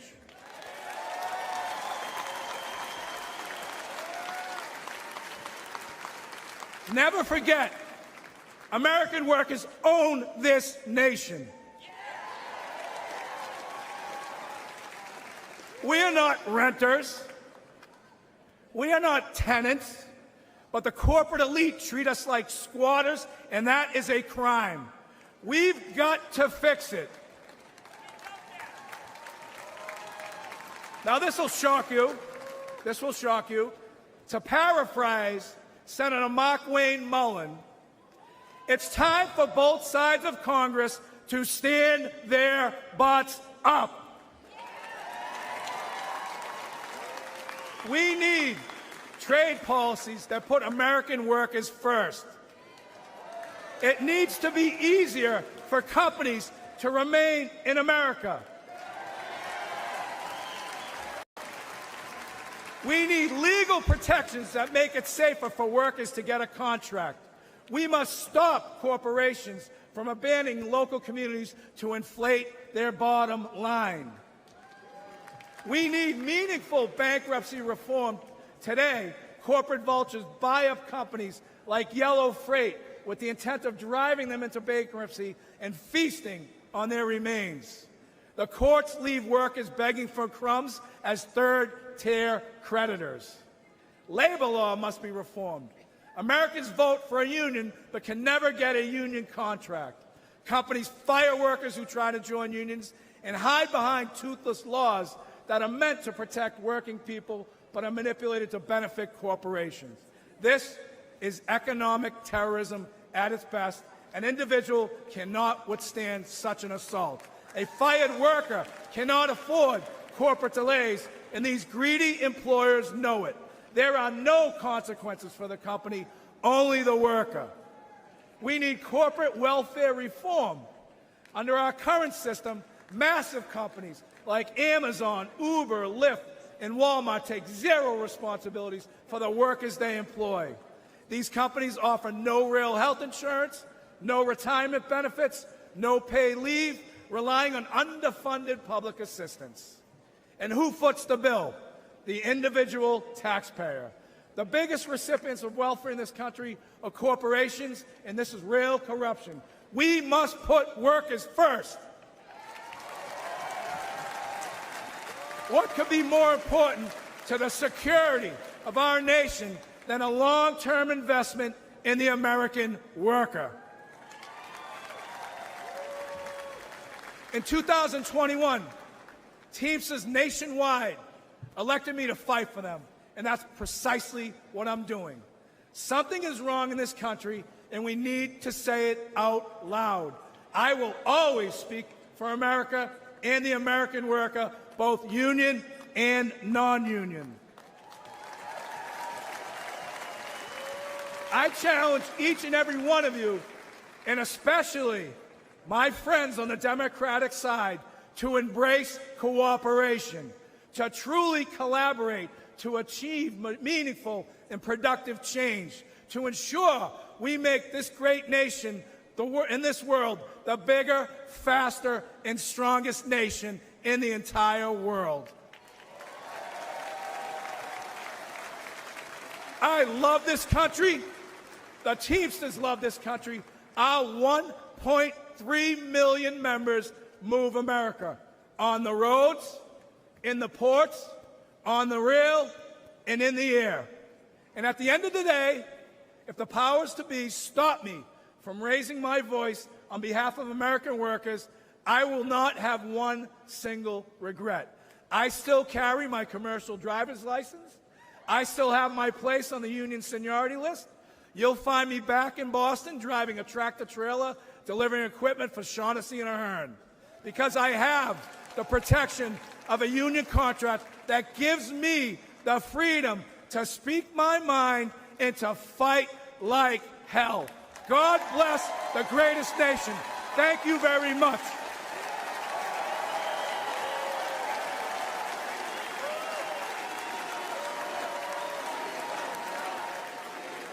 Ladies and gentlemen, please welcome back RNC Chairman Michael Whatley.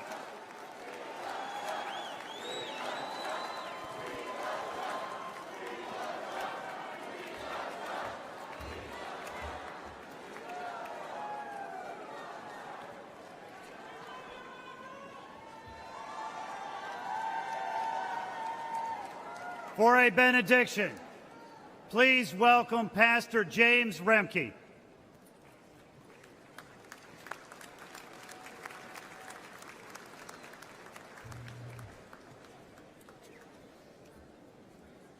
It's a great pleasure to be here. Great pleasure to see President Donald Trump safe.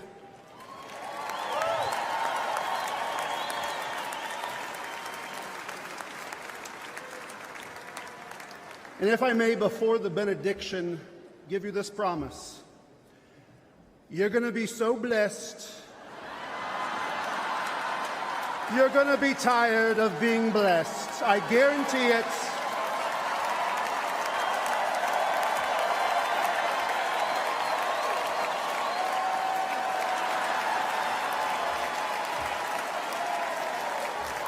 Believe me.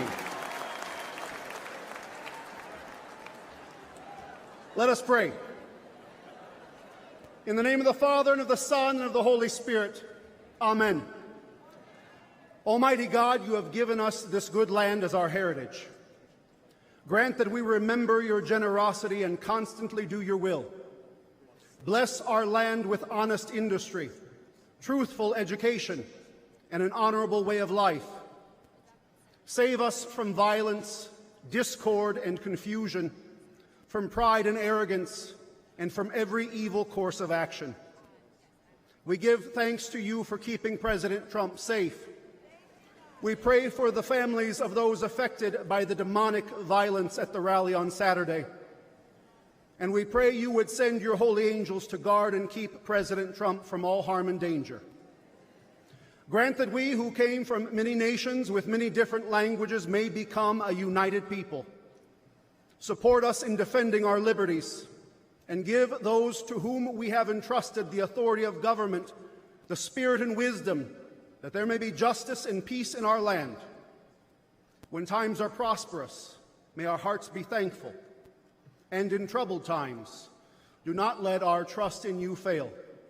Through Jesus Christ our Lord. Amen.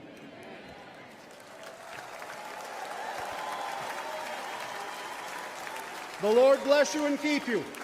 The Lord make his face shine on you and be gracious to you. The Lord look upon you with favor and give you peace.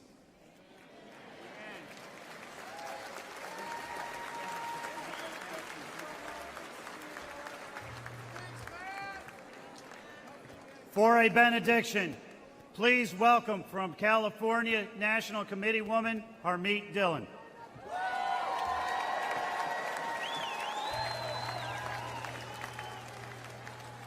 Thank you, everyone. These last 48 hours have been some of the most intense, yet most prayerful of our lives. The heinous attack on President Trump and his supporters made all of us pause and seek answers and comfort. I come from a family of Sikh immigrants. I am honored to share with you, my fellow Republicans and guests tonight, a prayer from my faith tradition practiced by over 25 million worldwide. We recite the Ardas prayer before any new endeavor, giving thanks to God and asking for his protection and help to uphold the values of humility, truth, courage, service, and justice for all. To show respect, we cover our heads when we pray.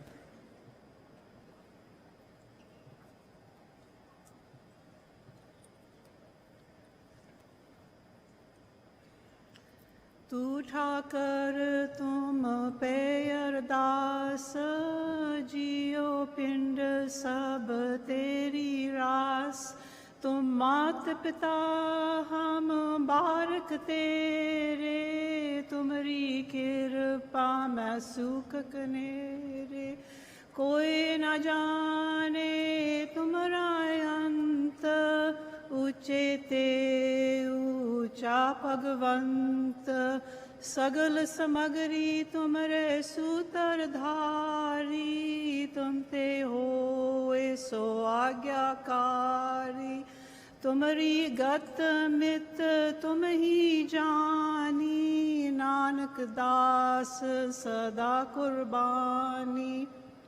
Dear Waheguru, our one true God, we thank you for creating America as a unique haven on this earth where all people are free to worship according to their faith. We seek your blessings and guidance for our beloved country. Please bless our people with wisdom as they vote in the upcoming election, and please bless with humility, honesty, skill, and integrity all those who conduct the election. Finally, we thank you for the Chardi Kala spirit that we have witnessed in President Trump. That is, the tireless and uplifting spirit that is sustained even in the face of violent adversity, like a founding father centuries ago. And we thank you, dear God, for protecting his life. We thank you for his examples of nirbha, fearlessness, and nirvair, the absence of hate when faced with vitriol. These examples of extraordinary calm inspire us. Nanak Naam Chardi Kala Tere Bane Sarbatta Pala. May your name forever be exalted, spreading happiness and blessings and good spirit, that everyone may prosper and enjoy the grace of your peace. Thank you.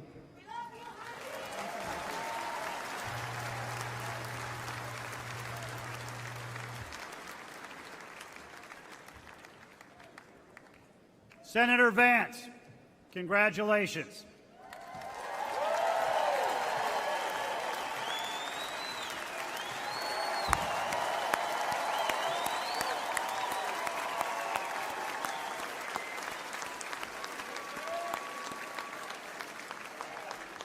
President Trump, we are honored to have you here tonight, and on behalf of the entire Republican Party all across America, we are grateful for you to be our nominee for the 47th President of the United States of America.